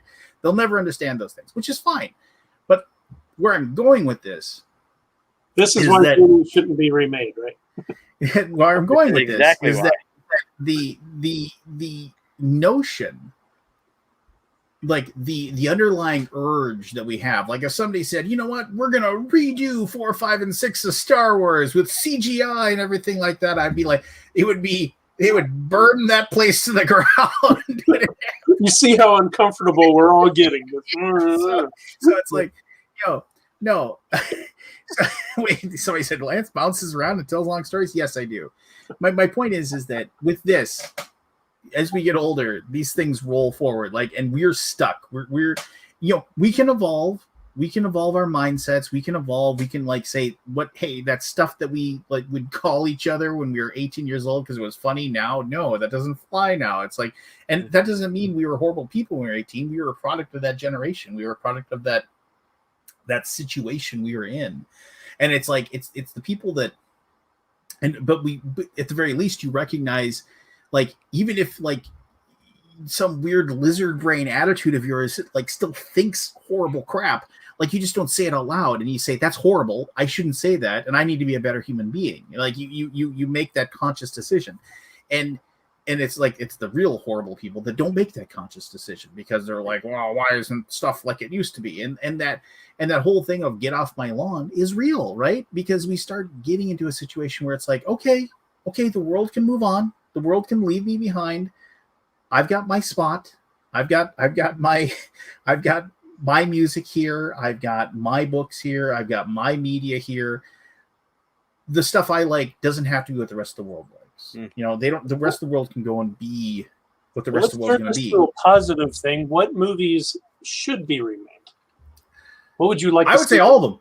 Remake everything. I don't care because again, I have access to what I like. Be remade. Like you would love to go see that movie. I don't know, man. I'd like to see some of the real old stuff come back because a lot of people haven't seen it, like Casablanca or North by Northwest. I would like to see. Films, you know? I would like somebody to remake the Prisoner TV show. Have you ever watched The Prisoner? No, I never saw it. Really? The Prisoner is crazy obscure. Google The Prisoner and just like it was this whole idea that there was this like basically this village where this guy was the prisoner of, and you couldn't get away from the village, and like they would bring them in and it would be like, he's like, why am I here? You know why you're here? No, I don't know why you're here. Well, you know, let us know when you're ready to talk, then you can leave. You know, and like so no, I mean like so I would love to see that because the guy who ran the show was also the main actor of the show, and like he was complete nutballs crazy and like, you know, off the wall. So I mean, if somebody actually got a hold of that and like made it into something that was actually somehow coherent with a fabulous idea and then actually like do something with it, would be pretty amazing. I think, I mean, like you mentioned like some of the classics. I mean, see, that's weird because now you're striking your tone with me, and I'm trying to tell you. See, the thing is that if you remade the Goonies, people would go see that, right? There'd be enough people that would want to go see it. If you said, "Here's a remake of Casablanca," like you would go see that. I don't think. I mean, it's just like it couldn't be something that iconic. Like they just recently redid the Murder on the Orient Express, and it went over really well. Right? I thought they did a really good job with it. They did a really good job, and it was successful, and it made them money, which means they're probably going to end up doing. Yeah, there's already a second one coming. Well, yeah, because they hinted at the end of the movie. The trailer's out. I forget which one it is, but same actor for porn. Well, it was Murder, and then isn't it like Death on the Nile or whatever, or something? That's the one. Yeah. So they hint at that. I mean, obviously they're remaking the Godzilla movies. Why? Because it'll make money. People want to see giant kaiju beat the piss out of each other on TV. So why are they making those, but they're not like remaking the other ones that had bad effects, like the Creature from the Black Lagoon? You know, because nobody wants to watch Creature of the Black. Have you ever watched Creature of the Black Lagoon? They're doing the Universal ones, right? They did the Mummy. They did read about that. They've canceled. They canceled it because they did the Mummy and it went over like a fresh turd. Right, and the Invisible Man too, but they were doing the Universal monsters again, and it didn't go well. No, and it started going. It went over like a fart in church, and they were just like, "Yeah, we're gonna move on." Yep. And now, especially with COVID, and all those studios are just hemorrhaged money for the last year. Yep. You know, so I mean, look at the Alamo Drafthouse. The Alamo Drafthouse, which was that giant chain of movie theaters in Texas, the Drafthouse, they filed Chapter 11 like last week. Done. I mean, this iconic chain of like, you know, where you could go and have a beer or a pizza and a burger and go and watch a movie in Texas. Just done.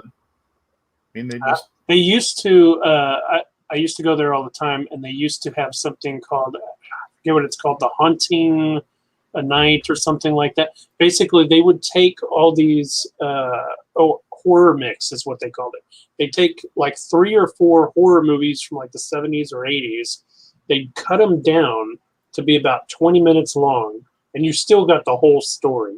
And then they put them all together, and then people would go watch them, and you'd get to see 3 or 4 horror movies put all together, and all the bad parts are taken out. They just put the funniest, silliest parts. It was great. We'd go every Wednesday.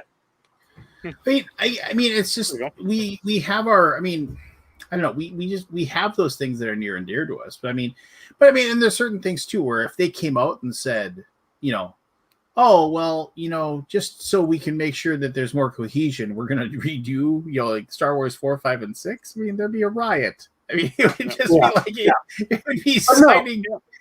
I mean, there are good movies, especially far back, that could be redone because they're far enough in the past where, most people today might not have seen them.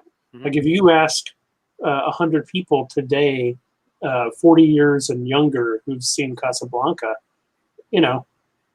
probably not a lot. But the thing is that style of movie, yeah, man. I mean, I just don't think people would be interested in seeing it. I mean, like, I mean, it's just, look at what movies are popular now. Mm-hmm. I guess would be the way I would point to it, and the fact that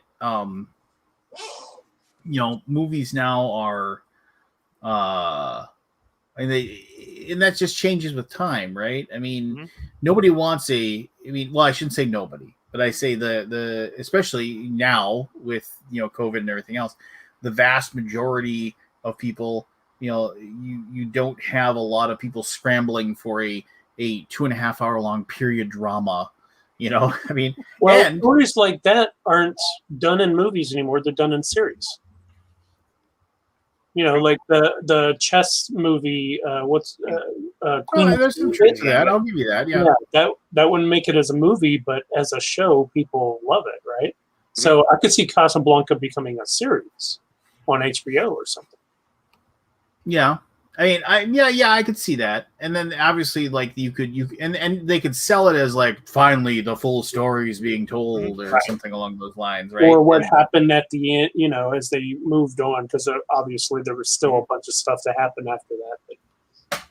Well, look at Superman, right? Superman 78, and Superman comes out and just does bad with Superman Returns, and then Man of Steel, and like I get the remakes that do that. Don't do that with Man of Steel.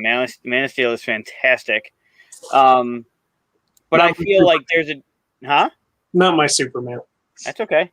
You don't have to have that Superman. I'll take it. I mean, okay. Let's be fair. I mean, before we'll put a pin in that. We'll come back to Superman here in just a little bit. Okay, go ahead. Okay. So I have no problem with the Superman remakes, but and maybe it is personal preference, but I'd have a problem with the Goonies being redone. I don't think it would hold what it did. Like watching it now, I guess it's a little dated, but it still does something. It's not. I don't think a remake would do it. I watched it maybe 9 months ago. Still great. Not really. It's fantastic. Yep.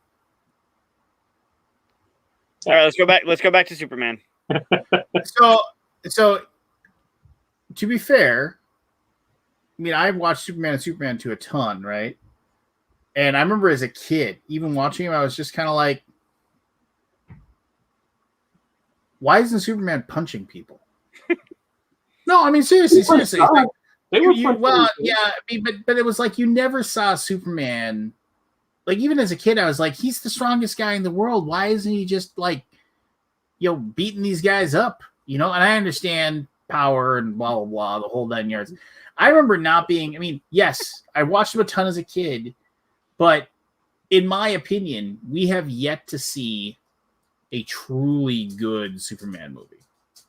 Wow. It's just like we haven't seen a Superman movie where, like, obviously Christopher Reeve was perfect for the part. I mean, he got both sides. He got how to act as Superman.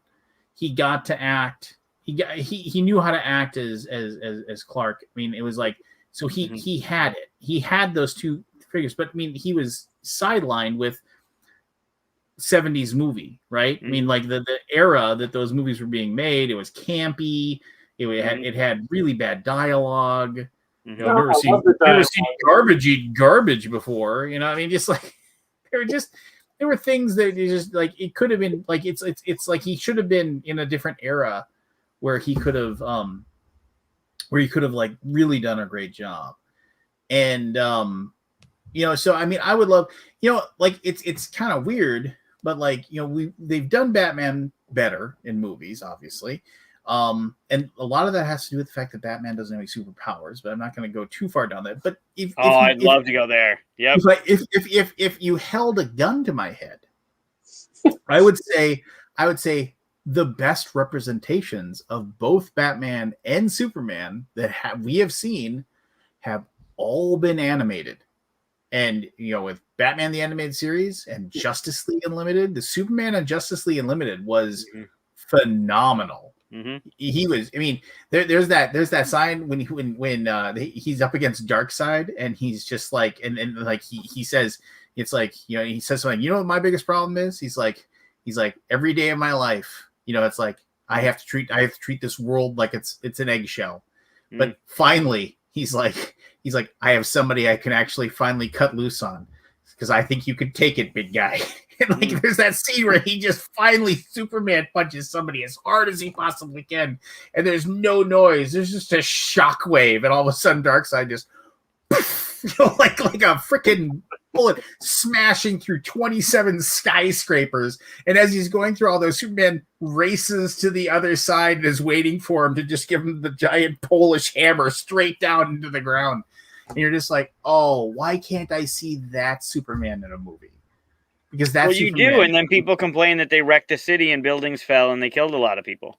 Well, I mean, there is something to be said about that. I mean, I just watched Avengers Ultron, and you watch as like the Hulk is just tearing crud apart left and right. I mean, I've always hated the fact that we just never care about the structural damage that's going on. That's something that Marvel did great, though. There was huge payback because of Sokovia. Mm-hmm. I mean, all of the whole Civil War thing started because of that. Bad guys were made from that. Good guys were made from it too. But people losing whole lives and stuff. And the whole the Avenger Accords or whatever that they wrote up was because of that. Sokovia Accords. Yep. All the damage that they did in all the other cities. They had a tally of all the people that were dying. Whereas we destroyed a whole city. Moving on. Yeah, I mean, no, there's something to be said as far as that goes. I mean, they did actually touch on that, and rightfully so. I'll say this: everybody, it's like everybody's like talks about Avengers Endgame and all this stuff, and I was just like, I mean, I'll to my last breath, I will argue that the best movie that dealt with that is the Captain America one, which is basically like Avengers 2.5. Winter Soldier? Yeah, Winter Soldier. Mm-hmm. Winter Soldier is easily the best out of all the Avengers movies, because like I said, I consider it like Avengers 2.5. I mean, it's just like Captain America and Tony Stark. Tony Hawk. Tony Stark. Was that the Zack Snyder cut? Yeah, he's doing 720 ollies.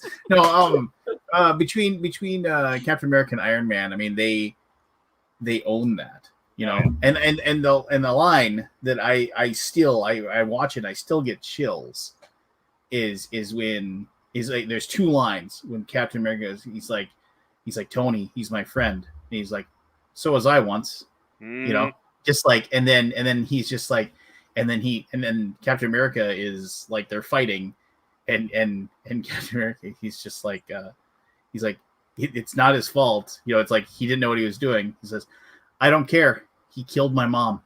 That's Civil War, though. Yeah, is that Civil War? I mean, that's Civil War. Civil War. Yeah, Civil War then, because Civil War is the best. I mean, that line is just like, what do you say to that? He's like, I don't care. He killed my mom. Yeah. Yep. That fight scene between Bucky and Cap throwing the shield back and forth, and then Bucky's arm getting lost, and Iron Man's on his back, and Cap's got the shield up, ready to just smash his face. I don't think I took a breath through that whole scene. It was so unbelievable and gut-wrenching, and one of the best moments in the entire series of Marvel movies was that moment where he's got the shield, and you see Tony just defeated after this. And you realize during that whole moment, it's like the villain's nowhere to be seen. Yep. No villain. The villain is gone. It's just and you're watching everything you love being torn apart by itself. Yeah. Great. Yeah, no, it was that was. I mean, that is the best movie in the Marvel universe. without Civil War is or Winter Soldier? Civil War. Civil The one with the one that causes the. I mean, Endgame was a great final moment, but that's not even my second favorite Marvel movie. My second favorite Marvel movie is the can't even think of it. First Guardians of the Galaxy. Oh, great. The Yeah. first one? I mean, First Guardians of the Galaxy was like the ultimate popcorn movie to go to. Mhm. That's my I remember second a friend of mine went to it and Good said, one. "Hey, that movie's really good." And I read all the comics, and I was like, "Yeah, I'm interested." I was like, "That's so weird." I was like, "That's so weird." They're doing Guardians of the Galaxy is like the new movie. I was like, "That's." I remember I took my daughter to it, and the moment it started up, we were just like entranced. You know, he's walking along, he's like using the weird space rat thing as a microphone. You know, I was just like this. I was just like, wow. Yep. And after that, it's Thor Ragnarok. Yeah, that's a great one too. Ragnarok Yeah. before that. Yep. Guardians of the Galaxy 2 is my favorite, and then 1 is my second favorite. See, Guardians of the Galaxy 2 has two chill moments which are fantastic. Like, you know, the ones that put that trimmer down your spine. The first one is like, you shouldn't have killed my mom and broke my tape recorder. Broke my Walkman. Mhm. And broke my tape recorder, you know. But the other one is that moment where why can't I think of his name? Wrestler guy, Drax. Oh, He says, she's like, "I'm ugly." He goes, "Oh, you're hideous, but it's good that you're ugly." And she's like, "Why is that?" And he said, "Because people who are beautiful never know if people actually love them or not." Hmm. And you're just like, "Oh," it's like, who wrote that? Because that is a brilliant line. He's like, beautiful people never know if people love them or not. And Drax doesn't even know how wise that is when he says it too. It's No. And then that's when like he talks about, he's like, when I used to take my daughter to the fountains like this, and she reaches up and she touches him and she immediately just melts, like starts crying, like because she tells just how sad he is. Mm-hmm. It's just like how devastated he is that he can't be with us. And you're just like, that's a good moment. Yeah. But no, I mean, Guardians of the Galaxy. Oh man, that's just, I mean, and one of the reasons why I love Thor Ragnarok, and like, if you have kids, it's one of those things where it's fun to watch them when they don't think because your kids act differently when they think you're watching them. When they don't know you're watching them, you see who they are, and that's like kind of like one of my joys of being a dad. But when we got, I think it was on Netflix. Thor Ragnarok was on Netflix first, before Disney Plus came out. Mhm. My son was watching Thor Ragnarok, and it got to that point, a fabulous chill point, where you're just like, "Whoa, that's awesome!" Where Hel has like she's got Thor pinned on that balcony, and then he says, and she's like, "Tell me again, what are you the god of?" You know, and then he has that breakaway where he goes and he talks to Odin, and like he's just like, you know, and like he explains that, like, you know what he is and everything like that, and he comes back and the clouds come up and the thunder strikes and the lightning starts crackling, and then she realizes that she just screwed up. Mm-hmm. But Immigrant Song hits, right? You know, Yeah. and I watched my son. He watched that scene. He rewound. He watched that scene again. He rewound it. Watched it again. And I was like, he's like, pretty cool. I finally said, "That's pretty cool, isn't it?" And he's like, "Yeah, that's really cool." He's like, "I really like that song." And I was like, "Do you? Let's go downstairs to the LP player and get my Led Zeppelin 3 out." I'm with Wow. Yeah. Let me introduce you to a world of music, son, that you did not know existed. And anyway, go ahead and sit in this chair. I'm going to go turn this up to like, because I have a straight from the 70s. There's a local store in town that's board games and used vinyl, but also the guy gets stereo equipment in all the time. And so he Wow.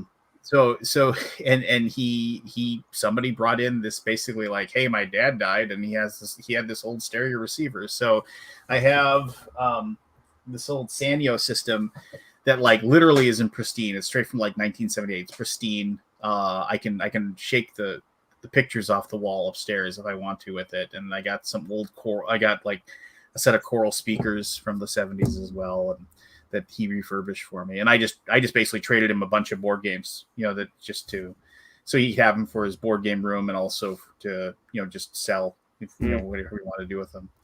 See, I trade, baby. I trade stuff all the time. Comes back to it. Yeah, so I mean, I don't know what you're talking about. There's nothing behind Skeletor. Don't look behind Skeletor. Yeah, no. So I mean, I'm a big fan of vinyl. Vinyl sounds better than any. I don't care how great your digital music sounds. When you drop that needle on a vinyl and you have good speakers and you have like a good receiver, there's nothing more pure and warm than the sound of vinyl. Mm-hmm. But anyway, that's just. But then again, that's just best music. What? 70s has the best music. I definitely like music from a lot of different genres. I could throw most of the 80s away. But I remember I got in an argument with somebody. I said there was no good music in the 80s, and he was like, and he said Nine Inch Nails Pretty Hate Machine. I was like, that's the 90s. He's like, no, it isn't. And he showed it 1989. I was like, what? Yeah. I was like, son of a bee. I said, I get pulled into the 90s. That's 90s. That's not really, when you think 80s music, Nine Inch Nails is not 80s music.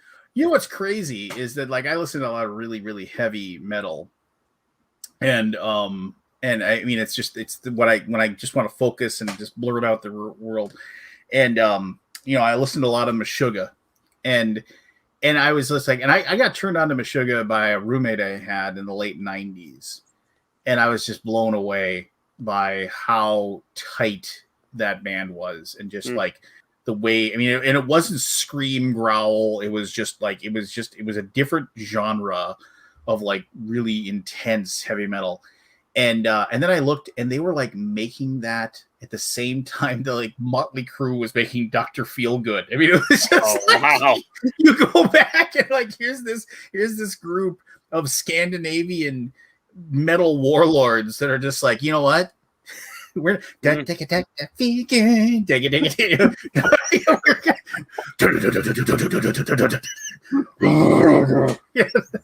I was like, different. Wow. It's like because they got started in like 1987, 1988 or something like that. And it was just like, well, I mean, you could say, I mean, like, what's their names who do Hostmesh? Rammstein. I know what you're talking about, Rammstein. Yeah, they did their music at the same time Britney Spears is doing something. So you could do that at any point. But right? I mean, Britney Spears isn't metal, and like you'd have people argue that Motley Crue is heavy metal. No, not heavy. You'd have people argue that it's in the same genre, right? It's rock. It's not heavy metal. It's pop metal, if that's even a thing. Well, I mean, it's rock. Well, okay. I would say it'd be glam metal. I mean, like, because if you go back to Shout at the Devil, I mean, Shout at the Devil. I mean, I remember listening to Shout at the Devil. I mean, that was, I remember. If you teleported back to listen, you'd probably see me listen to that tape deck at loud, like my old Chevy Nova, and though I'd be droll to admit it, Oh, nice. What year Nova? I got it. I mean, sadly, I got it after my grandfather passed away from cancer when I was so the Nova sat in my parents' driveway for a couple of years until I was old enough to drive it, so it was a 1976 Nova. Nice. Yeah, two doors, just brown. I love that car. Somebody rear-ended me and totaled it. I was so mad. That's awful. Yeah, rear-ended me on a country road, and like I went into the ditch. So the back end was crushed, the front end was done. Somehow I didn't die. We're thankful for that. Yeah. So I mean, I was like, but yeah, I love that car. It made me very sad when I was just like, so they're like, the car is worth like $900, just like, so we're just going to total it out. I was just like, son of a. There's something about those second gen cars that are they're just fun. They just feel good. Yeah. Hey, well, Mike, I mean, I want to skip ahead to, the next one to get to Star Wars lore. Oh, you're gonna scratch open a vein. Is that what you're saying? I know it's gonna be a little time, so I kind of want to jump ahead to it because I need a little backup here for the lightsaber water. Oh thing. no! Stop Mike. To stop Mike from bringing this up over and over again. Yeah, I'm going to continue to bring it up over and over again because I think it's bullshit. It's not bullshit. Okay.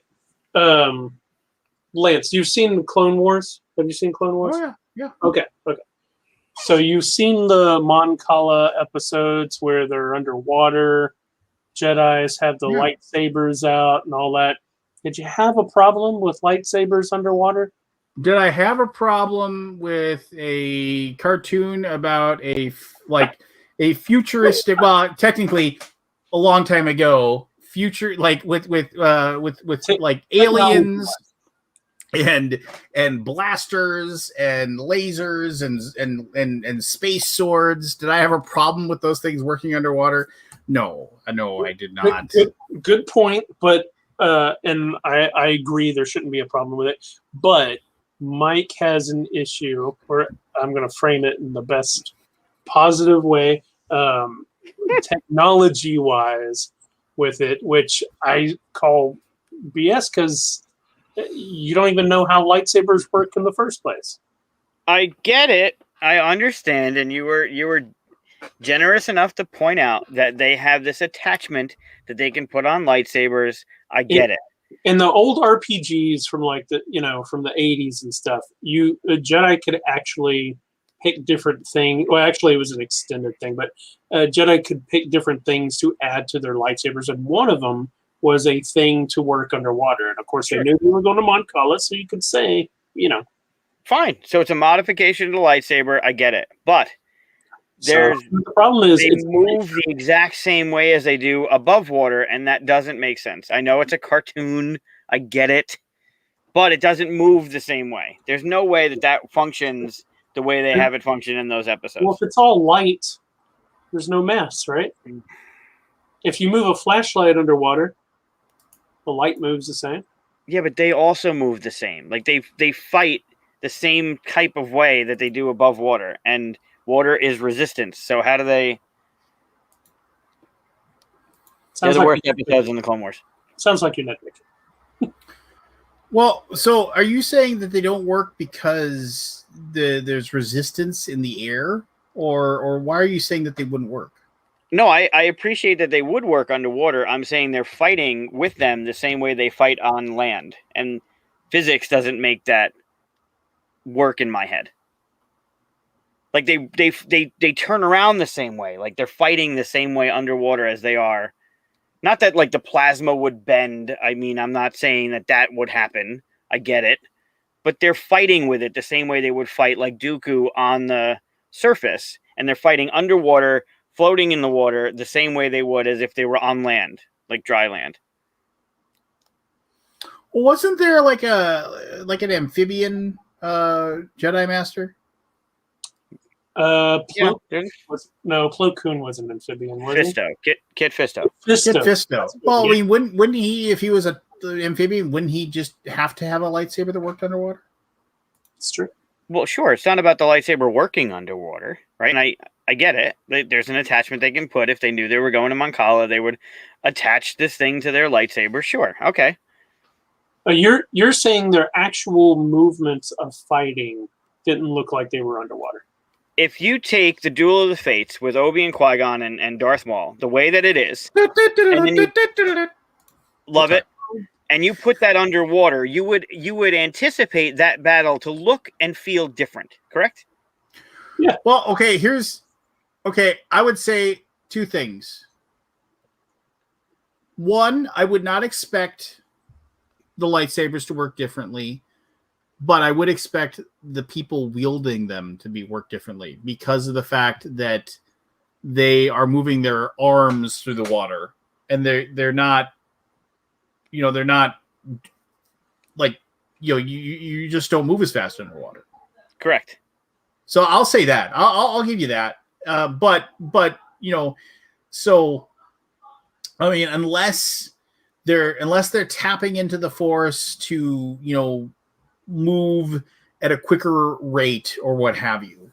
Just like because we've seen that where they can run really fast like that. So unless they're tapping into the Force to be able to have more fluid motion, to use a parlance of the geekiness that we're talking about, to have a spell of free action cast upon them, to be able to be unimpeded. That would be like you didn't give me this as an excuse as how this will work, but I'm going to use this as the excuse for how this to work, and then I'm going to let you skate by on this. The rules don't say I can't do that, so I'm going to do it. Yes, so perhaps they're tapping into the Force. So I would argue that because the lightsaber can pretty much cut through anything, cutting through some water molecules, the blade of the lightsaber will not be impeded by the water, but the Jedis themselves would be. But your arms would be. Right. I'm not saying the lightsaber wouldn't work underwater. I'm saying that their fight scenes underwater would not look that way. It wouldn't function that way. We should have them go back and redo them all and have them move really slow. Remake. Just those episodes, though. Don't remake the whole thing. Just remake those episodes. Yeah, just remake those. But with live actors. And, underwater. Underwater, yes. Just say they're using the Force and enjoy the show. Also, episode 1, Qui-Gon and Obi put the little thing in their mouth to breathe underwater. Why are they in space astronaut stuff? Why don't they just... Maybe those things don't last very long. And also, it doesn't cover pressure, right? Yeah, I mean... were they that low in the water, though? I guess they were pretty low, yeah. They went down low in those cities and stuff. Okay, yeah. All right, okay. No, I mean, there's all kinds of... there's... In The Last Jedi, a Jedi user was able to propel herself Mary Poppins style through space to... never mind. Yeah, sure. Yep. Sure. The less said about that, the better.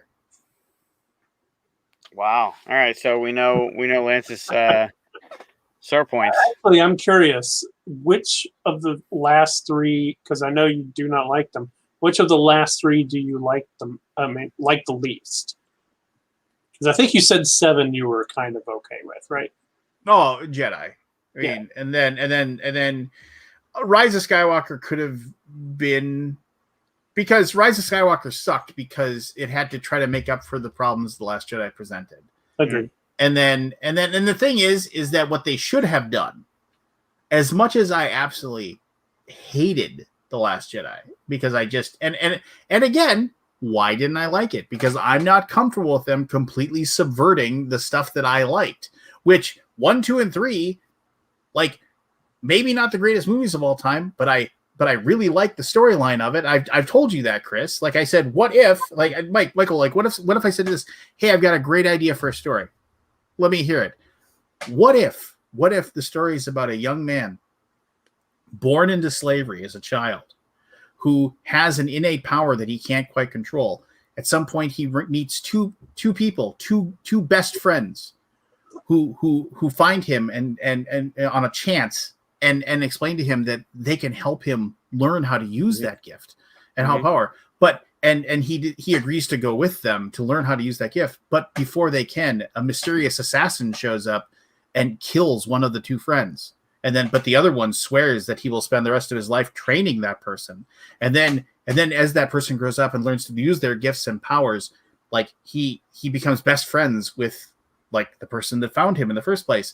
And then he meets a woman. And they fall in love, and they get married, but along the way he has horrible visions of this woman, this person that he loves more than anything, is going to die, and the person that was in league with the assassin, the people that were in league with the assassin in the first place, realize that they can like pervert his power and corrupt him, and so they use his fear of his beloved dying to turn him into the thing he hates the most, like this horrible being. And at the very end, there is a climactic battle between these 2 best friends, one who both want to be right and good so much, but only one of them can live and survive the battle. And if I said, that's my story, you'd be like, holy cow, I want to see that movie. Well, you're leaving out the point where one's best friend consistently belittles the other throughout his entire upbringing But and you're training. leaving out the best part. No, put them away. But no. So you tell Hard. somebody that, and then you go back and you actually talk about 1, 2, and 3, and that's like the plot line of 1, 2, and 3. Now you can argue about the medium, the way that story was given to us, right? You can argue about that, but 1, 2, and 3, like if you think about that, that's actually a really, really good story. And if you think about it as a predecessor to 4, 5, and 6, you're like, holy cow, that's even better, because it puts into place the who Darth Vader is and what he does and all those things. Spoiler alert. That's what 1 through 6 is. 1 through 6 is a story of Anakin Skywalker. Yeah, With all these little subplots, but it's Anakin's arc. It's amazing. Yeah, it is fabulous. And here comes 7, 8, and 9, which just like the first one, you're just kind of like, okay, I kind of see where we're going with this. It just basically like fine, and then somebody was like, oh well, I'm gonna take all that stuff, the 1 through 6 that you thought was amazing, and we're just going to like throw it all in the garbage and whatever. And I get it from a perspective of a avant-garde director who, mind you, I thought Knives Out was a really good movie by him. I think Brick is a really good movie by him. So I mean, I think he's a talented, but I mean, you there's a reason why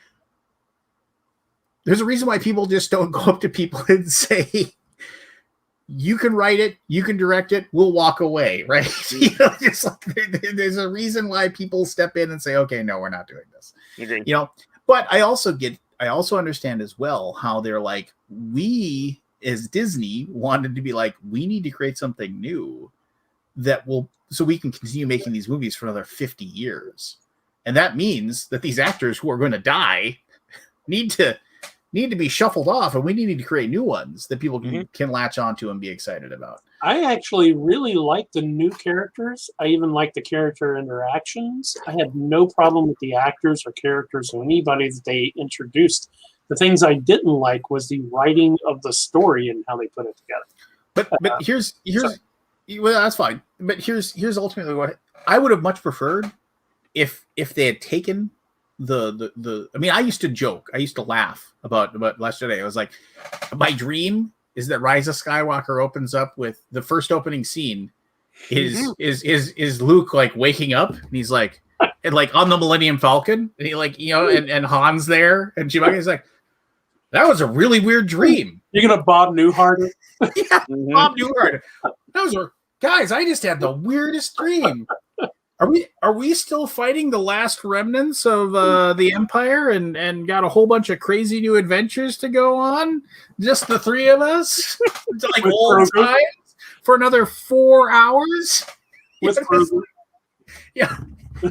Yes, awesome. Let's go do it. But no. So I would have much preferred if they had just steered and continued steering into the direction that Last Jedi went, because at least Rise of Skywalker would have some sort of cohesive like funnel to travel down.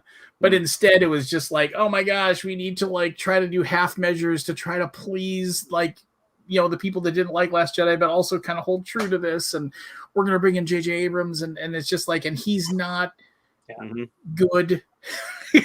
Wow. Well, no, I mean, he's okay in lots of situations, right? He is, but nobody could have saved that mess at that point when they were trying to figure that out. And it was just like, they should have just stayed the course. They should have just stayed the course and and just said to you people who didn't like Last Jedi, fine. You don't have to like it, and you don't have to like Rise of Skywalker either. But this is what we're doing. So I would argue his mistake was saying, oh, you threw my episode 7 in the trash. Well, I'm going to throw your episode 8 in the trash and redo what I was. I mean, I don't think that was the case. I mean, I honestly think it was just one of those things where it was like, he had direction that said we need to try to make. You can watch episode 7 and then 9, and it's the same story. Well, I mean, but that's more of the fact that like 8 just did a lot of stuff that just was like, it was pointless. It was absolutely pointless. I mean, it was like, hey, let's go to Casino Land or whatever. And it just like, I mean, I don't even get me started, but I mean, like, I rewatched it finally because my son had never seen it. And he was like, I want to watch it. I was like, fine, I'll rewatch it. And I rewatched it for the second time. I was just like, just staring at the movie like, oh my god, and I was just getting through this, and he was kind of looking at me every once in a while. He's like, what's going on? And I was like, and I was like, I was sitting there watching it, and I was just like, and then there's that one moment where after those horse creatures had like smashed all the casino apart, and like all those people of like they're fleeing, and they didn't even save the slave kids. They didn't even save them, right? Yeah, just like. And all these animals now are running around, and they're just getting recaptured, and they're sitting there, and it's just like, and meanwhile, all of their friends are racing for their lives away from it. And she looks at like the one horse or creature running off into the forest. She's like, if that one escapes, it was all worth it. And I was like, no, it isn't. Well, no, what? It isn't. It's the whole Raiders of the Lost Ark thing. Like, you can take out Finn, Rose, and that entire adventure out of the whole thing, it's the same exact story. They did nothing for anyone. All they accomplished was giving DJ money, the hacker guy. I was just like, I was losing my mind. I was just like, oh my, what is going on? I've said this, like that moment where the hyperspace thing or whatever, which I'm not going to get into, but like that moment where like the whole, I mean, like in a perfect situation, right? Because I went opening day, I was like, I'm going to go to Last Jedi. We're going to go, and like in that moment, like I swear to my dying day, this is what happened. I was sitting there, packed movie theater. We're watching Last Jedi, and the thing. So, and everybody talks about, oh my gosh, it was so amazing. It was super quiet. Like the just brilliant scene. It was amazing. And I was like, really? In my movie theater, she did it. The big explosion. And somewhere in the movie theater where it was supposed to be super quiet in this awe-inspiring moment, somebody's cell phone went off super loud. And I was like, is that in the movie? I was just like literally. I was like, what? And the takeoff Akbar like that. Oh yeah, well, I mean, not even given the scene. Well, no, that's the whole thing. Have you seen how it should have ended, like for Last Jedi? If you haven't, there's like basically like the thing where it was like the same exact scene, and it's like, and he's just like, it's like, Admiral Akbar, it's time for you to surrender. And he's like, wait, I have something to say. Oh yeah, what is it? He goes, it's a what? What? It's a. He's like, what? It's a trap. And then he's the one who hits the hyperspace button and blows them up. I was like, yeah, that would be cool, But no, it's still not the worst part of it. No. I mean, I remember hearing somebody in my movie theater when she married Poppins, when she married Poppins back or whatever, and I literally heard somebody go, "What the fuck?" Yeah, that was pretty bad. No, I mean there was tons of issues, and I've said, if people can watch it and really really enjoy it, good for you, for you. No, but me, no. You know what? No. That thing that you just did for episodes 1, 2, 3, that little description and stuff. Could you, in your best possible try, make a plea for 7, 8, and 9, like to make it sound exciting and stuff? Could you do it? Because 8 does nothing. I mean, it does. I mean, it's like you said, you can go from 7 to 9 and nothing happens. Like literally everybody, other than Luke, nobody moves other than killing off one of the main characters. Yeah, I mean, he sacrifices himself. He doesn't. Yeah, I mean, he doesn't really even sacrifice himself, right? I mean, he knows what's happening. He knows he's okay. I will say, okay, 2 things. First of all, I thought it was stupid how Rose just got relegated to a nothing character in 9. Yes. That really bothered me. You bring up this character, you make a huge thing about them. I don't care how many people are like, man, we didn't like this character. You don't just relegate them to being just one of the gang in 9. You need to give them more. So I think that's horrible, and I think that the hate that actress got was absolutely deplorable. And it was just like, it's like Yeah. You know, here, I mean, you know, wow, it's like when the kid who was going to be Anakin in the first movie, like, it ended up ruining his life, basically. Mm-hmm. You know, it's just like, oh my gosh, I get to be in a Star Wars movie. I'm sure she was like, oh my gosh, I get to be in a Star Wars movie. And then all of a sudden, oh wow, everybody hates me and I'm getting death threats and, you know, just whatever. And it's garbage. So, but I will say this, in the movie, has nothing to do with her. So I always thought Finn was kind of just a weak character. I was just kind of like, I don't know what this character is supposed to be. I don't know why he's in this movie.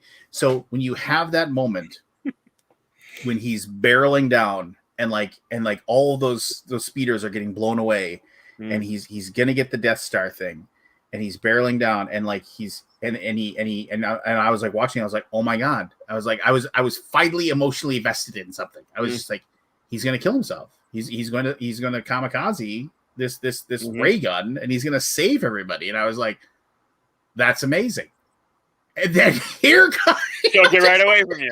Yep. Yeah, I was like, I was finally bought in, and so as he's speeding at 7 billion miles an hour, like, even though we've seen all the other ones have gotten blown up, apparently Rose was just doing shitties in the back, doing nothing. Somehow manages to come sideswipe him, and while they're both going 7 billion miles an hour, sideswipes them, they go rolling around. Somehow they're both still alive. As you see the laser cannon blast the door open behind them, she says, that's how we're going to win. By like not, I don't even remember what the garbage line was. She's like kissing him, and she's like, "That's how we're gonna win because you know by loving each other or something." I was like, "Look behind you, you're losing. You're losing right now. We are losing right now." It's just like, I was just, oh my god. I mean, you know. I don't know. I mean, that was probably like, that was when they pulled the rug out from everything. I was like, I'm out. I remember leaving that. And then to be honest, when I left Rise of Skywalker, I was like a giant galactic shrug. It was just kind of like, and I was like, and thus ends the dynasty of movies of my childhood with this great colossal, you know, just like, and I was, oh my man. Experience with Last Jedi was the first 5 minutes where they shoved what should have been episode 8 into the crawl, and then all this stuff suddenly happens. What, the Emperor's back, and he came there, and all this stuff is happening, and I was like, okay, just forget it. Just don't have any expectations. Just enjoy the ride. This is going to be bad, but just enjoy it. Because I did that, I came out of the theater going, yeah, there was a lot of fun in there. I just remember, the dead speak. You know, just like, what? You know, just like, they couldn't even know Emperor was on its way back. And the thing is that, I mean, I had a lot of discussions with Richard Hamm about this, and we both agreed, like, the inclusion of Han, like, there, like, you know, having Harrison Ford come back, even in ghost form or whatever, was a great moment. I like that a lot. But there was a way they could have done it so much better. I mean, obviously we lost Carrie Fisher, but it was just like, and you know, that scene was supposed to be for her, right? To be there to, like, you know, try to bring him back to the fold, and he should have said something along the lines of, it's just like something along the lines, your mother said I'm the only one you'd listen to.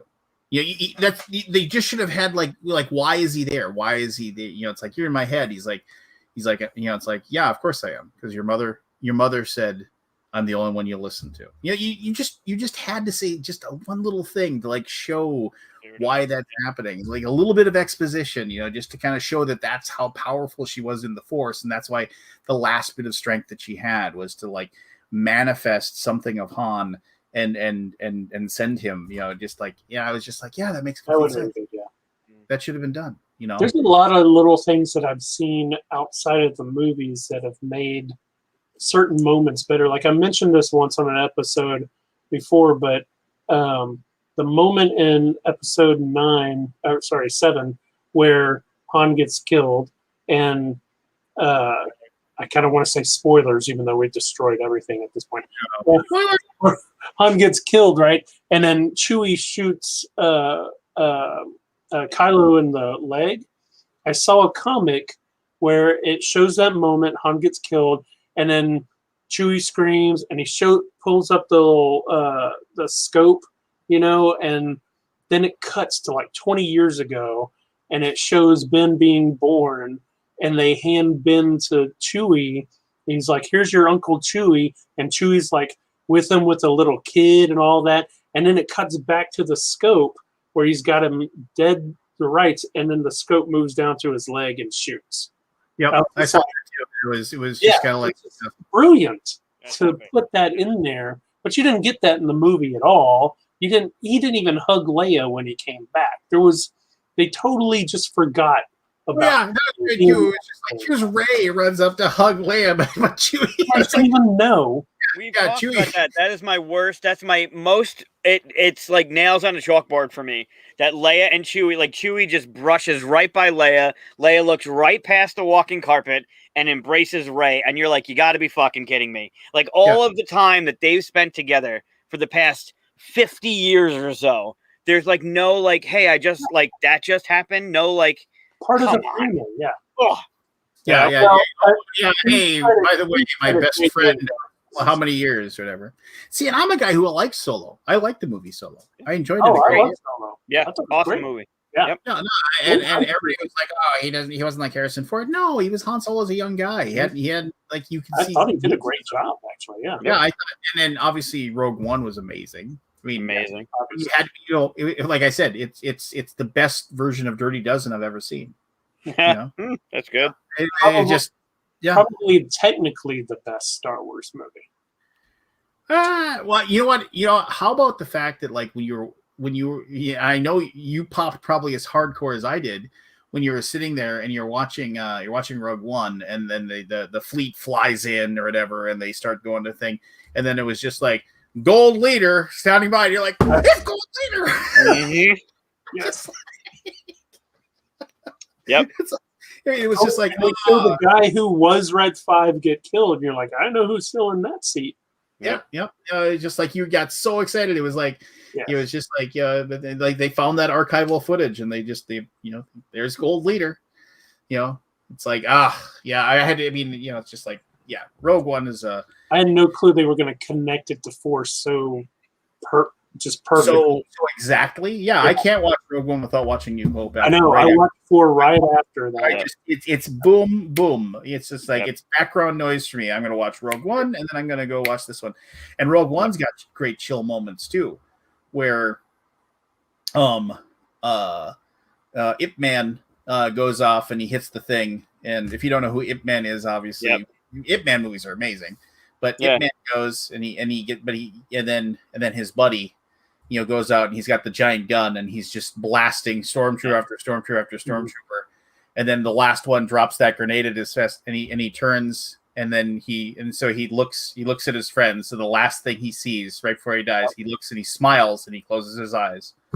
After he's gotten shot like 6 times, and the final guy drops that thermal detonator at his feet. I mean, that's just like, just a few minutes that they had to build the little relationship between them was just beautiful writing. That's what I mean by technically the best one, because they packed so much good writing and concise stuff in there that gave you this whole world of characters and one. You knew none of them were going to live, right? Because you didn't see them in anything else, so it's just like. Well, we were told by Leia, right, that a lot of that they gave their lives for that information. So now we see the lives that were given. And how cool is it? Since we're gonna leapfrog around to stuff, how cool is it that you can watch? And I know a lot of people are like, "Oh, that Darth Vader scene where he just starts cutting everybody down was so amazing." All right, fine. I didn't really spring for that like a lot of other people did. I liked it. Yeah, but I mean, it was way too CGI for me, I guess. It's just like, I wanted because of the fact that I wanted a guy in a suit doing that, right? But there was too much of it that was computer aided that I didn't dig into as much as I wanted to. I'm not saying it was bad. I'm just saying I didn't pop for it. But spoilers. Spoilers. If you don't want Mandalorian spoilers, spoilers. Oh you can put that scene with the Luke scene, and they are frame by frame. No, you can look it on YouTube. People will do it. It's great. Yeah, no, it's spot, like down the aisle. By the way, what they did wrong, and not wrong, but a little step that they missed was I saw a YouTube where they replaced the music and that they used in Mandalorian with Luke's actual theme music, and it's just so much better with that theme music. Yeah, you showed me that. That was pretty cool. I remember. So for me, like I was sitting there and like because. So the cool thing about The Mandalorian is like we were like so my son and I watch it. We were watching it every Friday. Just boom, we got to watch. We're watching this, and we watched it. And like there were a couple times when my daughter will watch it with us, but like she'll come up and she'll have her iPad in, and I'm like, if you're gonna be sitting on your iPad, you're out of here. You're not like gonna be telling me about some video when I'm like trying to watch this. So and so like and my wife just kind of like, just she'll watch it sometimes, but him and I are just zoned in, and then like around episode 4 or 5, my dad was over at the house, and my dad was the person who took me to Star Wars 1,000 years ago. And like he mentioned that he's been I've been watching that Mandalorian show. It's pretty good. And like immediately my 9-year-old son is like, he's like, what I think is cool about the Mandalorian is this. What I think it was cool. And he's just like, and so then they sat there and they talked about the Mandalorian for like an hour. This my 77-year-old man and this 9-year-old kid just like talking about the Mandalorian. So then he started coming over every Friday to watch it with us, and sit down and watch it with us and everything like that. And so when the final season of this episode, I was sitting there and we were watching this and Caleb's like, and we both thought, he's like, we've been arguing like, is Ezra going to show up? Like, we've been talking like, it's like, because if they're talking about, spoilers, if they're talking before you go into spoilers now, Mike hasn't seen all of Rebels, right? I haven't seen any of Rebels. So okay, I'm watching them in order. Ezra is a character from Rebels. Yep. No, I know the characters. I just haven't seen any. And so Admiral Thrawn is in Rebels, right? And so if they're talking about if they're saying where's Thrawn in that, right?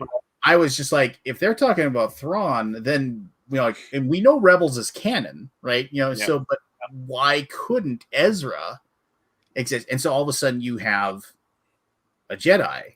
And it's going crazy. And so we were like, is it Ezra? This might be Ezra. This might be Ezra. And and it didn't even occur to me when he realized it was like a deep fake Luke. And I was like, holy cow. I was like, it's, and I was just like, oh my gosh, and I was just sitting there and I was like, and then and my dad was like, whoa. And then we were like, whoa. And we were just like, and then we watched it and then we watched it again. Of course, like everybody, when that one X-Wing showed up, that's when you're like, oh, is it? And the way they revealed it perfectly. First, they show the lightsaber, but it's in the black and white screen, so you don't know what color it is. Mm-hmm. And the minute they show the lightsaber green and the glove, and you're like, ah! I do remember like it's a moment that you don't realize. Yogurt. Yogurt had never seen the Mandalorian's face until he took his mask off. Right. They're waving goodbye, and that's right. And then he took his mask off to say goodbye. Mm-hmm. So I mean, they got to bring Yogurt back, right? I mean, they can't just let him.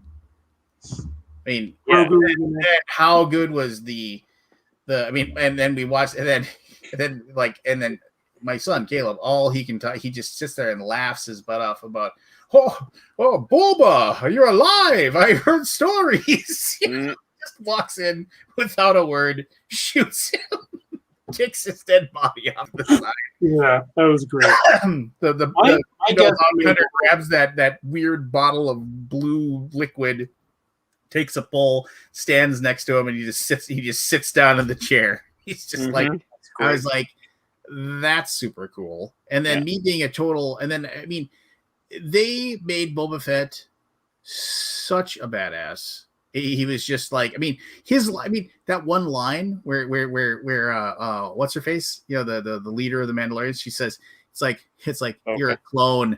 I've heard your voice 100 times. It's like it's like you want it to be the last one you ever hear. You know, it's just like, I mean, that's a badass line. Yeah. You know, and he can back it up too. And she wasn't like, and then it took me an episode to realize, wait a minute, that's Sasha Banks. I was like, you know, the wrestler. I was just like, holy cow. And then I knew for sure when she did a tornado DDT to Boba Fett.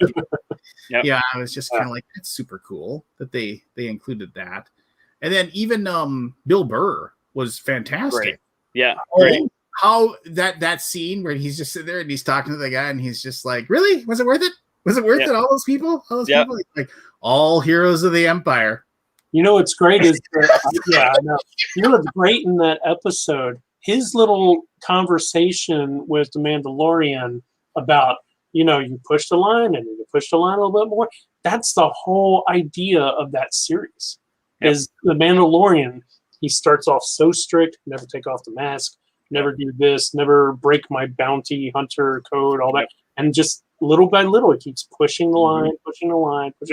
And he's like, at the end of the day, you just have to be someone who can, you know, sleep at night kind of thing. Yeah. Oh, yeah. When he blows up the place, he's like, everybody's got to sleep at night.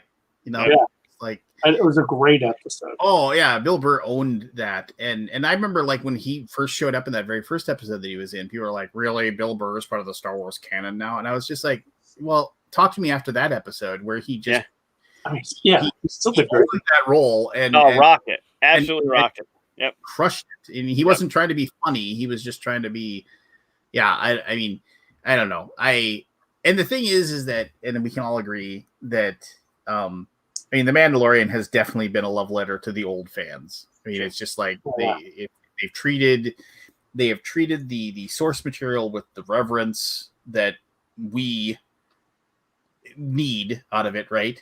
And also like has been cool enough that other people coming in were like, okay, this is pretty cool too. It doesn't have talent to be without training is nothing. Yeah. Some people see that as a little bite towards 7, 8, and 9. I mean, that's Ray is, you know, talented but has no training. Sure. Well, but I do. I mean, I don't know. I mean I mean, I thought the first season of Mandalorian was great, right? I mean, but that second season, I mean, it was just like, I don't know, how are they going to do a third season? And my guess is the third season is not going to have Grogu in it. It's going to be all about Mandalore, taking back Mandalore, all that, which is great. I want to see more of that. You know? Well, and then how good was that too? Where he's just like, you know, oh, here, you can just have the sword. It's yours, the Darksaber. Yeah. I don't need it. You know, you can have it in that moment too, just like the frustration. No, it has to be taken in combat. You know, it just like, you know, and also it's just like we need a bad guy. What actor could we get to be a really sinister bad guy? Is there anybody you can think of who could play a really, really good bad guy? I don't know. I'm going to go watch Breaking Bad. I'll see you guys later. I love the fact that he's not a I'm evil bad guy. He really like has this feeling like he's going to bring back the Empire and stuff. I saw the actor talking about his character, and he started like justifying like why he believes what he does and what he's doing. He's like, I don't think he's that bad of a guy. And I was like, well, and then, I mean, even some of the other things. I can't think of the actor's name right now, but if you watch, oh god, it's a detective drama on. I should look up his name on Amazon Prime. The detective on the West Coast, and like he's like the hard-boiled, no-nonsense murder detective, homicide detective, and like, but he played the Empire captain when they had to capture the ship, and and I can't think of his name right now.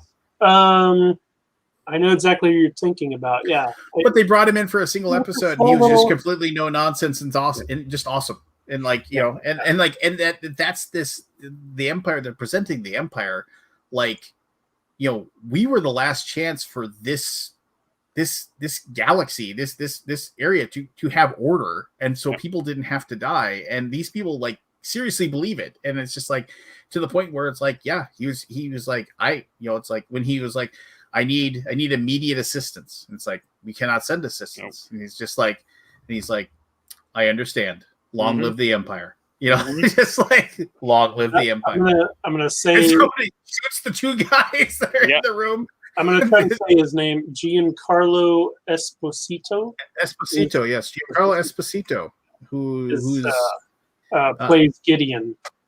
Yes, Moff Gideon, mind you. Give him the credit he deserves. Moff Gideon. Yep. Yeah, Moff still, he got captured. Yep. Might not quite be a Moff at this point. But yeah.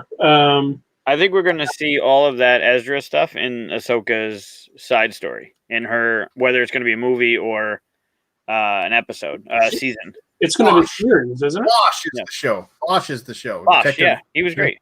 Bosch is a great show. If you haven't watched Bosch, I'm envious of you, because you can watch it from, and they've had like five seasons. Five seasons, and they're making more. I'll see it. Oh no, I won't spoil anything, but I mean, it is classic. Just like you want to watch Mr. Hard-boiled homicide detective who doesn't take shit from anybody. It is super good. And that actor, he owns it. He owns that role, and he does a great job. Yeah, he's great. Amazon Prime, baby. Yeah, put that down on your list. I have watched all the seasons of Bosch over and over again as background noise while I work constantly. B-O-S-C-H. C-H. Gotcha. B-O-S-C-H. Oh yeah, I've seen the thumbnails for that. I will check that out.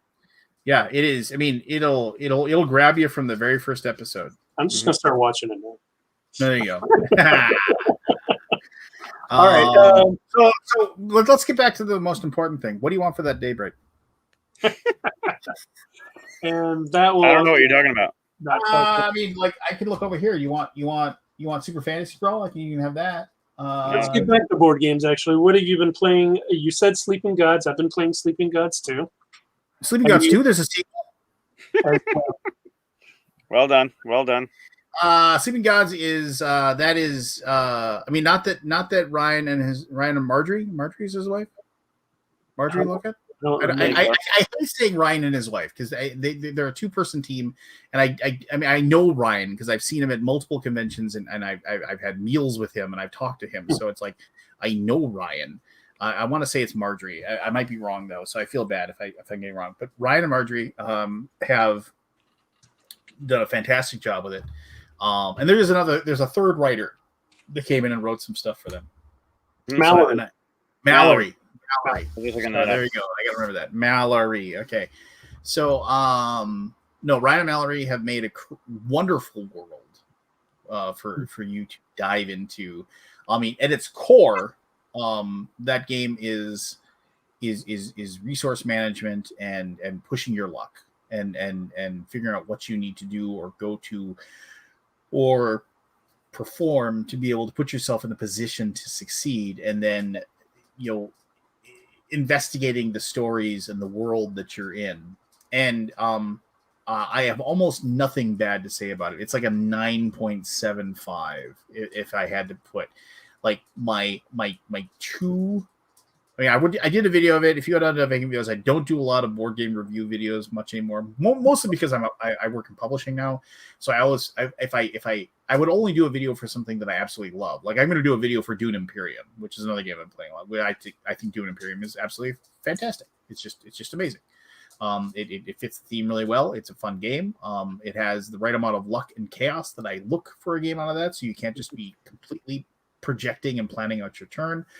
So somebody who has played the game 1,000 times and who's like, I'm going to do this. It's like, oh, I didn't get that card that I needed, so I can't do that. So you have to think on your feet. Anyway, my point is, spinning around here is with Sleeping Gods, it's like a 9.75. I mean, the game is fantastic. The world is amazing. The play is fun. It is best played with 2 players, just because for the upkeep of everything. It helps having it a second person. Also, the game is brutal, and it'll beat you up. And playing that solo, is if there's too many hands in the soup, it isn't fun. If you're playing with like 3-4 people, it's just like what do you think we should do? What do you think we should do? It's not fun. 2 players, you can kind of discuss back and forth. You can hand the paragraph book back and forth to read. You can go through that process. But if you have 2 players, then you can both groan about how like, okay, let's open that up. Scorpions are eating us. Oh geez, this is horrible. So you can enjoy the bad luck together. If you're playing it by yourself and you're just getting bad luck and you're sitting there reading it by yourself, it's like eventually you're like, this isn't fun. I'm just getting beat up all the time. Yeah, So, I mean, for people who haven't played it, it's a cooperative game where you have a certain amount. I think it's 9 characters, right? Yep. You have one mutual character, and then there are 4 other characters that you divvy up amongst people. So no matter how many players you have, you're always having the same amount of characters. So I agree, 2 players good because you get like 4 characters of your own to kind of play with the captain, and they get 4 characters. Kind of. Yeah. So the captain is a mutual character that both people can activate, and technically everything is mutual, right? You're right. Like, we should use this guy to fight with. Maybe we should use that guy to fight with. And combat is really deadly, but it's interesting. You can't kill people in your party, but like as they start, you're taking damage. You can't use them anymore. They get useless. Yeah. So, and then like it is definitely luck based. You'll draw the right card at the right time, and you'll pass certain tests that you didn't have any chance to pass before. So there's a lot of stuff like that where you have to just kind of mitigate your luck.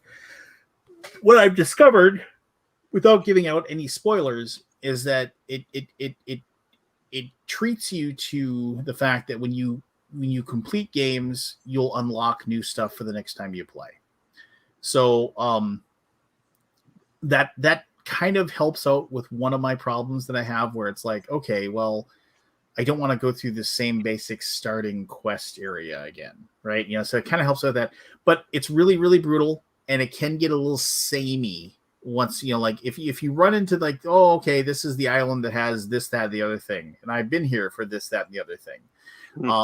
I know that if we go do this, we get a new recipe for cooking fish, so and like food recipes are good because they heal you or they remove what island is this? I need the fish. Yeah, so I mean, so those things. So it's kind of like, oh, I'm going to read the Choose Your Own Adventure book again, and where the stuff is, right? And for a game with paragraphs and stuff like that, there's really no way around that. You're going to gain familiarity, but I mean, I did one playthrough once already with my daughter. I'm doing another playthrough with my buddy Brad. So and we're having a blast. So I mean, it's just fun. I mean, and it's like I said, it is Ryan Lockett's best game. It is, and I've played. I mean, with maybe I think there's one of his. I never played Artifacts Incorporated, but everything else I played of his. That's a good one. Yeah, that's a good one. And this is the best one out of all of them that I've played. Does it feel different for you the second playthrough? You said you played it. You're now playing. Yeah, when you get done, you unlock things for the next time you play, so things change up a little bit. So I'll just leave it at that. Cool. I'd agree that technically it's his best one. Just for me personally, I'm not a big cooperative game kind of person, so but I still enjoy it. And that's how good it is. I won't normally play cooperative games just because I don't enjoy it that much. But in this case, I've been enjoying it. Yeah. There's a co-op game that you should be playing. I'm just saying. What was that? There's a co-op game that you should be playing. There is? Yeah. Which is? It happens to be around a certain superhero in the animated universe. Yeah. I don't have that game right now, so I'm still waiting. Oh. Yeah. Okay, so here's my problem. Wait, so he's talking about his Batman animated game. I ordered it, which I'm sure Lance has played. I don't own a copy, dude. I'm sorry. See, nobody has your game. Nobody has my game either. Don't worry about it. I'm not going to say anything on camera. Oh. So here's the thing. I did order it. I ordered it while you and I were talking. at one point, and it is still in queue because I put Furnace in there with it, and it's still on pre-order. It's been months. But, yeah, this is why you don't order stuff with pre-orders. I didn't realize it'd be that long. Mm. I think I had to order it like in December. You work in publishing, you know that like Yeah, I know. this stuff is like all trapped in China. Well, the Yeah. people I work with don't put pre-orders up like 4 months before something's going to be available. So Yeah, fair enough. it is what it is. I mean, no, I mean, it's just, I don't know. I mean, honestly, I mean, like I said, I don't get to play many board games that aren't games that Grey Fox Games is publishing, right? I mean, it's just like, I'm either testing out stuff we're thinking about playing, or I'm testing stuff that we're testing out stuff that we're thinking about publishing, or I'm play testing stuff that we are publishing to, just to get through the repetitions, to, get Josh the data that he needs to make sure that, what we're going to include and not include, and those sorts of things. You were with Grey Fox for a year, you said, yeah? A little over, yeah. And this game came out in 2018, so that would put it to 2 years. Yeah. Well, and before that, I was with TMG, and I was doing that for them as well. So okay. Yeah, I mean, it's like I don't get to. I haven't played this game. Does it play in 15 minutes or less, and I can teach it to my kids in 5 minutes? No. Okay, well then it doesn't hit my table very often. I mean, one of the things I love about going to gaming conventions, which doesn't happen anymore apparently, is that I can go to a table and I can just say, teach me how to play this game. And I can I can sit there and just like, okay, you know how to play this? I'll play this then. Because I don't have to think. I don't have to, take out a rule book and be like, all right, does everybody have 3 coins? Okay, hold on.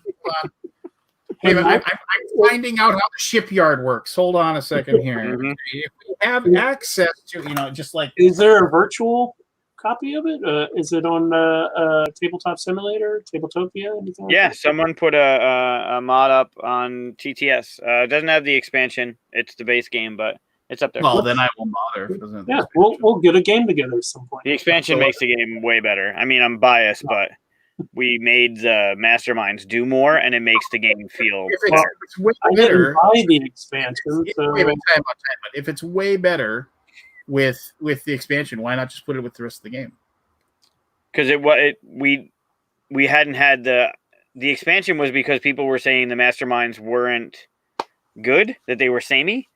So when we attacked the expansion, we were like, all right, we need to add more stuff to it. We made the masterminds do more.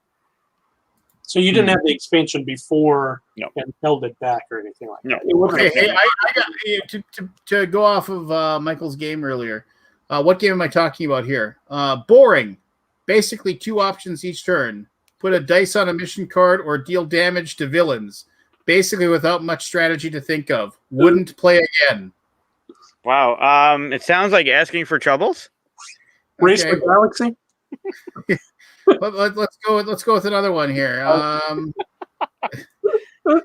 So it's been a good show. I'll see you guys later. Hold on. What a disappointment. I love Batman. I love board games.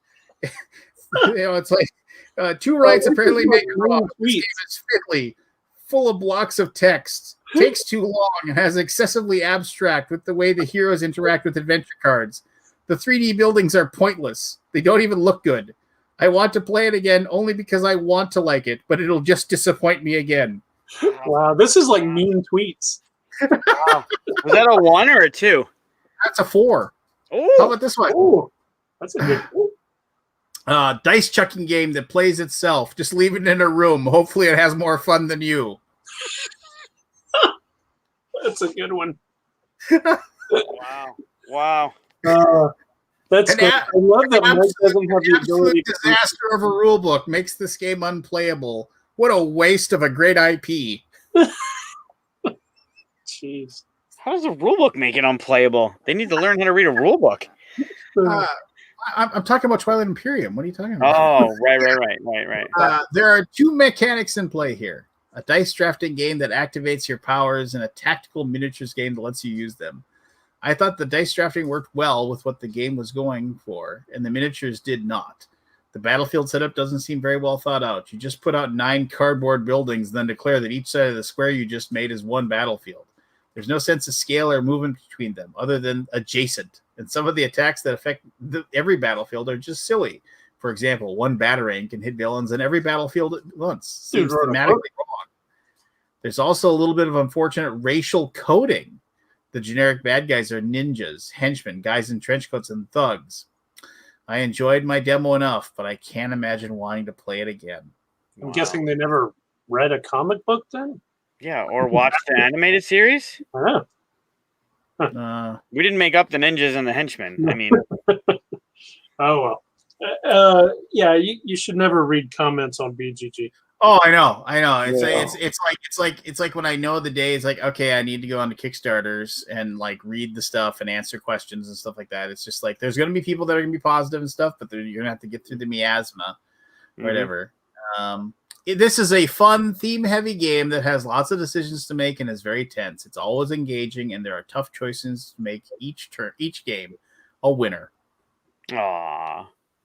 That was Twilight Imperium. Each turn's a winner. That's good. Love this game. A very fun dice roll game, and each hero has unique abilities that all seem very important to the success you have. I only have a couple of issues in playing.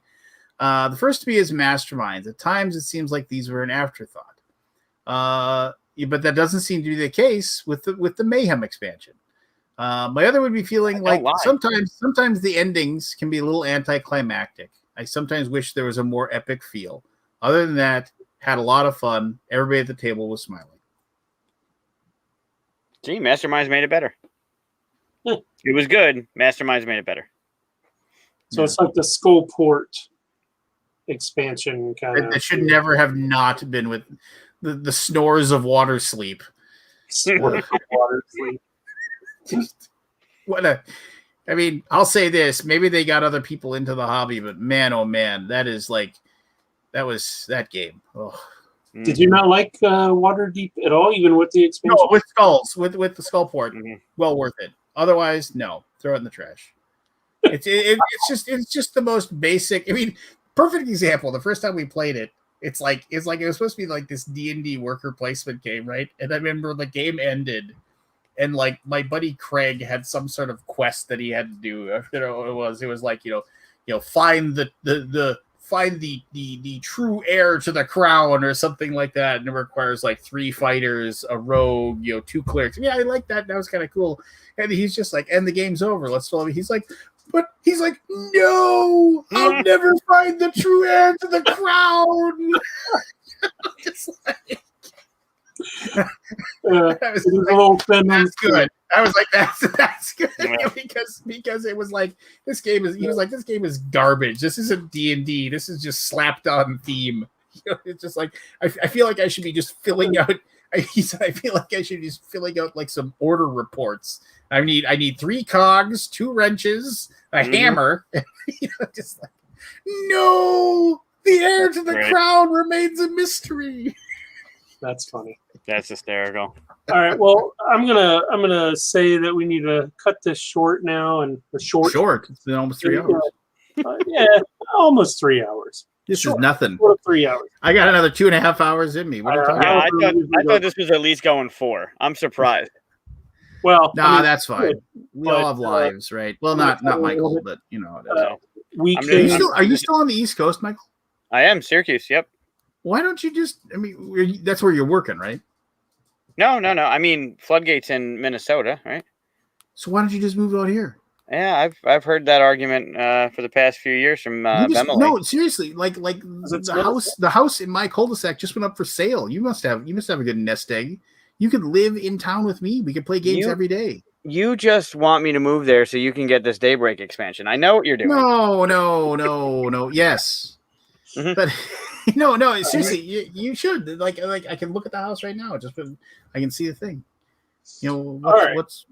We're gonna go ahead and end this. You guys can debate and negotiate for games in the Discord channel. You want my Everdell? You can have all my Everdell.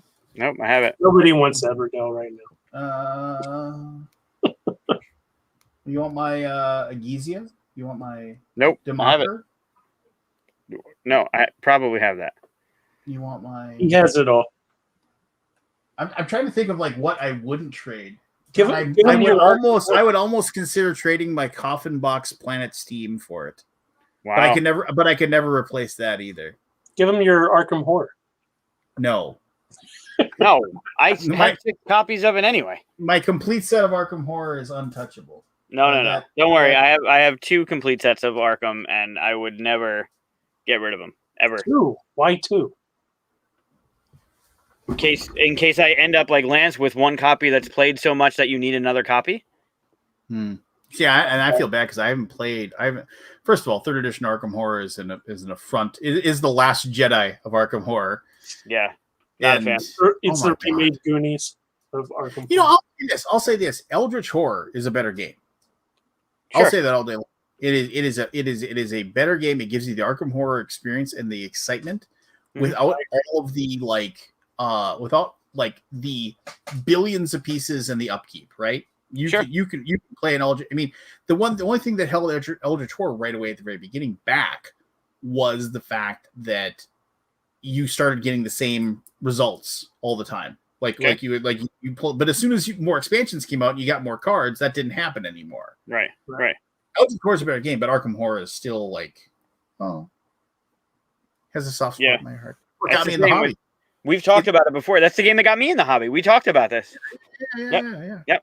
Yeah, it'll always be no matter Chris what. probably had like Catan or something got him in the hobby. Talisman got me in the hobby. What? Talisman. That's. I mean, see, I played Talisman back. I had an old. I still have the 2nd edition. Yeah, I have the old with the one that says the one that says that you have the UK edition because in the rules it says roll to see who goes first. Play proceeds anti-clockwise. It says that in the rules. And I still have my UK edition that says anti-clockwise. Wow. So that was gifted to me by my buddy who had it when he moved away or whatever. Like when he went to college. I still have. I got the Broken Timescape expansion for version 2 and all that stuff. Yeah. But yeah. I think the newest version is better than the older versions. But still. Let's cards on the table. The best version of Talisman is Relic. Relic's good. No, Relic. I mean, somebody needs to take the process that Relic did, where it was like where you had a functional idea of being able to somewhat plan for your adventure instead of just draw the card. Oh, great, dragon, I'm dead. You know, like to take that and revamp Talisman into a new edition and make that right. Yeah. Somebody needs to do that. Somebody needs to I buy every single thing for Talisman of that because Relic's great. They came out with a new thing, I think, a couple years ago. I saw it at Gen Con. I was like, oh, something new in the Talisman world, a new game. And I went up to the booth, and the guy said, let me teach you how to play. And he goes, first, you roll for movement. I said, nope, I'm out. It's like, if you haven't learned by now that was the biggest thing that should have been fixed with Talisman. And this was 2 years ago, 2 or 3 years ago. But that's a time-honored tradition, though. Rolling for movement is a time you can't. Some traditions shouldn't last. Well, no. I mean, I realize you wanted to wrap up, but I mean, look at how bad Arkham Horror 3rd Edition. Like, just said, hey, it was like, oh, we're just gonna take like the function of Arkham Horror 2nd Edition makes sense, but it was a little fiddly. Yeah, okay, well, we're gonna just totally throw everything away, and we're gonna try to make a new Arkham Horror, and it was just kind of like everybody was just like, no, Eldritch Horror was the fix for Arkham Horror. They took away the missing turns. They made things a little more condensed. They took down all this huge stacks of cards. That's multiple encounters on your turn. Yes, a you miss several turns mechanic should never be in the game, just like roll and move should never be in the game, and get rid of that kind of stuff. Well, let's also be fair here. Let's be completely fair. The best part of Talisman is laughing at everybody else's bad luck, and then bemoaning your own. Just like just like that is the quintessential like Talisman experience. Because because I don't know, I mean, like we have a process when we play Talisman where like you draw 3 characters and you pick the character for the person to your left. Ooh. So like there's no more like, oh, I picked 3 characters. Let's see, Warrior of Chaos, Prophetess, or Troll. A bevy of delights. And the guy next to you is like Dwarf, Druid, Thief. Fuck me. It's like, well, yeah, you go for Dwarf for a quick ending, right? For a speed run. That's what you take out of those. But those aren't nearly as much fun as the person. Let me draw 2 of these cards and pick which one I want to use. Just like no. I like that. Yeah. That's really cool. Yeah. So no, you draw 3 and you hand one to the left, right? And so you immediately like you don't. None of the superpowers come into play. They just don't. So you don't have to worry about, like I said, you don't have to worry about those Warriors of Chaos and things like that showing up. And then it's just like, and then like the way we've always done it is we play bloodbath rules. When you're dead, you're out. You're done. See you later. And then so hunting people down and slaying them is just as easy to do as it is to like head to the middle. I mean, it's almost a mercy rule to say you're out, because if you come back and everybody else is this huge level up, all you're doing is just twiddling your thumbs anyway. I remember years ago, I was in a buddy of mine's basement. We were going to play D&D, and like there were 4 of us, and we had a group of 7, and like 3 people didn't show up, and we were like, "Are we going to play D&D?" And the DM was like, "I'm not going to play with 3 player characters. We're just not going to play." And we were calling people. It's like, "Can you make it? Where are you? Where are you?" Couldn't. This is before cell phones or whatever. Well, maybe it was right at the beginning of cell phones, but anyway, we couldn't. They didn't show up. We didn't know where they were. So our backup was like, let's play Talisman then, because we're here. Let's just sit down and play Talisman. So we got Talisman out, and I think I was a druid or something like that. And I was just like, boom. I went somewhere. Demon, craft 10, dead. Dragon, strength 7, dead. Giant, strength 6, dead. And then I rolled, and I either had to go to the graveyard or I had to basically. It was death, and I died. I was out of the game in like 20 minutes, and everybody was laughing, and I packed up my stuff, and I was like, it's like, you're laughing, but I'm the only one who's winning right now. And then like 6 hours later, somebody goes, "You've never been more right." That's rough. We just got done playing Talisman. Yeah, so the whole thing with like roll and move, I played an entire game. There's a character called the Black Knight. The only thing he has, his power, is that he starts with a warhorse, which is like a really cool thing to get. And if you lose the warhorse for any reason, you can go back to the graveyard and magically get one. I lost the warhorse the first turn, and with roll and move, I could never for the entire game land on that spot. No, you're wrong though. So there's a way you can. In the game, there's a way you can. That's not right. You know how you fix that? Changing the game. You play better. Oh wow! Roll dice better. My entire game was just trying to land on one spot. Someone else ran off and won, and I just went like this the whole game. And but there's so many classic moments in playing Talisman where you're like, it's like the person who goes to the ruins right away to draw 2 cards, and they get like a dragon and like a giant, and you're like, you ruin the ruins. It's like, the ruins if you're not going to be able to take it. You ruin the ruins. Nobody can go there anymore. Thanks a lot. But you're right with Relic. At least they made it to where you can kind of pick the level of pain when you. And you can if you have a whatever a certain type of character that specializes, you can head in those paths, and you can it isn't, like I said, it isn't just Demon Craft 10. Whoop-de-doo. Just like Have you guys looked into the Star Wars talisman? This bad guy right here.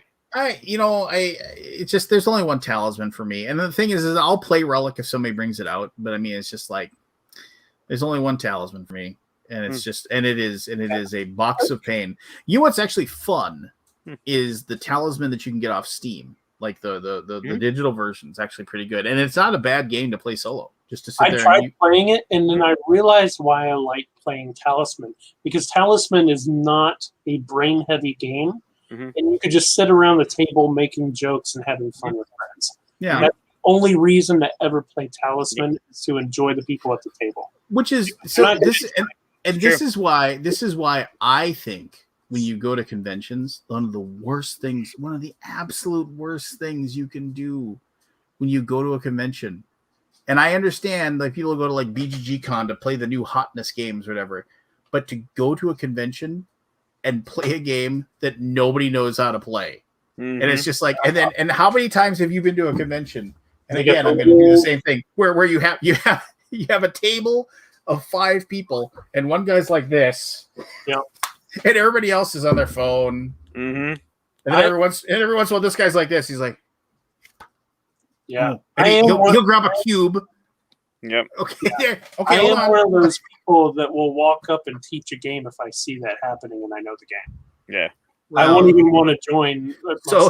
So shines a good deed in the otherwise dreary world. Yeah, because I've been there. I've been sitting there just like waiting for. It's there's a reason why the people having the most fun at BGGCon every year is those giant groups of people playing Time's Up. That are just like, and you're just playing Time's Up and just having a blast and just laughing your butts off and drinking whiskey and enjoying yourselves, you know. Something my friends and I do at BGG Con is we like. Well, now I know you're lying. Your friends, right? Who invited him on here, Chris?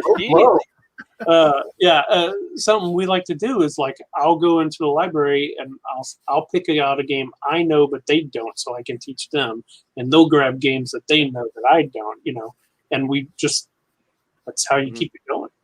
So so here this is so I remember you and me ended up hanging out for a little bit at BGGCon, the last like BGGCon. That was like, but I do remember because I had just started working for Gray Fox at that point. Like I'd been working for him for like 2 weeks when I went to BGGCon, 2 or 3 weeks.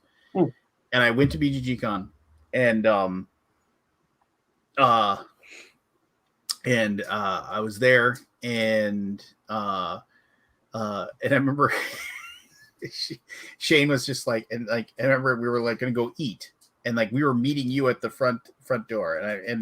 And I'm horrible because I mean, well, one of the nice things about the board game world is that you get to know a lot of people, and like I always stop and talk to people, and because like it's been a while since I talked to them, but I do remember like Shane, we were like sitting at the Gray Fox Games booth, and we were talking about something, and he was just like, "I'm hungry. Are we gonna go eat?" And I was like, "Yeah, I'm hungry too." And there was some place that was nearby you could walk to, some deli that had really good food. I had like a tuna sandwich there that was really good. And he said, "We're going to go there." And I was like, "Awesome." And he said, "You need to go." And I was like, "Aren't we all going?" He's like, "No, because it's going to take you an extra half hour to get through this crowd of people with all the people you talk to." So you leave, and in a half hour, we're going to walk out towards that door. And that's when I ran into you and your wife or girlfriend. I don't know if you're married or not. Same thing. I don't want to presume.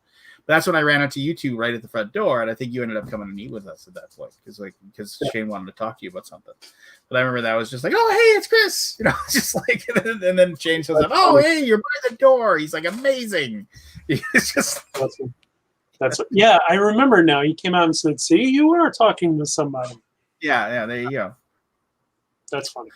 Yeah. All right. Well, I'm gonna force it again. We're gonna end it here. We did make it 2 more minutes, and it'll be what 3 hours? 3 hours. I do have to say, the last time at Gen Con, Lance, I saw you at the Floodgate booth when I was with Funko, and we walked over to the Funko thing, and it didn't take you that long to get there. Like we got through the crowd pretty quickly. Yeah. Whatever happened to the Funko game stuff? Did that just vanish, or is that still I doing? think they're still making stuff, aren't they? Yeah, they're still doing stuff. They still got Groundhog Day that came out, and a couple Again? Funkoverse stuff that came out. Huh? Again? No. Yeah. I Wow. That was good. That was good. Where you're going with that? Yeah. Aren't All you right. Yeah, clever? this just came out. Oh, what is that? If you're a Darkwing Duck fan. Yeah, I remember him. I told you about my disappointment with Darkwing Duck. Yes. That's why he's here for you to see. I don't know if you saw him, but Well, let's just start moving your hand a little bit further back into your left. Okay. This way. And you left. guys can negotiate in Discord if you want. We always go to Discord and just kind of talk about the episode a little bit in the Bat Cave on the 42 Discord. Lance, you can join us if you want, and you can negotiate further. Well, I don't know what it's gonna take, but I do. Am I in your Discord? You got to send me an invite, dude. No, you're not in that one. You're not in the Floodgate one. I'm very disappointed. Look at that. Like I know any of those things. I don't know. You were promoting yours earlier. Well, I appreciate that very much. Mike, can you send him an invite, please? If I have to. Sure. And the description for the Discord, actually, the link for the Discord is in the either the Facebook post if you're watching it there, or in the YouTube. The Faced book. The Facebook. Facebook. Faceless book. Sweet. Just again, I guess get through my campaign trail. If you missed out on that, you can still pre-order that through GameFound right now. If you missed out on campaign trail, a Pledge Manager for Ragnarok should be up and running in a couple of weeks. We just go through that process of creating the GameFound page, and then if you missed out on the After the Empire cool stuff, keep your ears to the ground, because there might be some sort of perhaps a GameFoundy crowdfundy thing happening that would allow you to get your After the Empire, because people are realizing the game's really awesome, and a lot of people missed out on Kickstarter. So if you have a retail copy and you want to get those upgradable bits, there you go. Nice. Cool. I missed out on it. You would think I'd be able to get one, right? You would think that. You would think that. Maybe you know a guy. Oh. I don't. I tried. I do not know him, apparently. Oh. We're just out. That's the problem. Fair I don't know enough. about this Empire one. Really? Yeah, I got in on the Ragnarok's one because that one it seems awesome. But I know nothing of this Empire one. I missed Well, it. maybe we can start discussing something Daybreak, something After the Look Empire, at something. All right. I'm going to end it here while they fight over this collection back there. Thanks for showing up, Lance. Anytime. It was fun. It was. Because we went past 3 hours now. We did. And, It's still not the longest one though, is it? Yeah, I don't remember. It was A gentleman never tells. 3 hours and something minutes last time. So second guest, second longest episode. Wow. First loser. First loser, baby. First loser. Story of my life. Yeah, Lance, it was great to see you. I'm glad we Great to see you, Michael. I miss you. Move to Minnesota. You're not even in Minnesota. You're in North Dakota. Yes, I am. I'm on the border. I'm on the Minnesota side of the border of North Dakota. I live in Moorhead, Minnesota, right next to Fargo, North Dakota. You said there's a house for sale by you, huh? Yeah. Would they trade Daybreak for the house? Maybe. All right. With that, I'm going to end the podcast. Thanks for watching, everyone.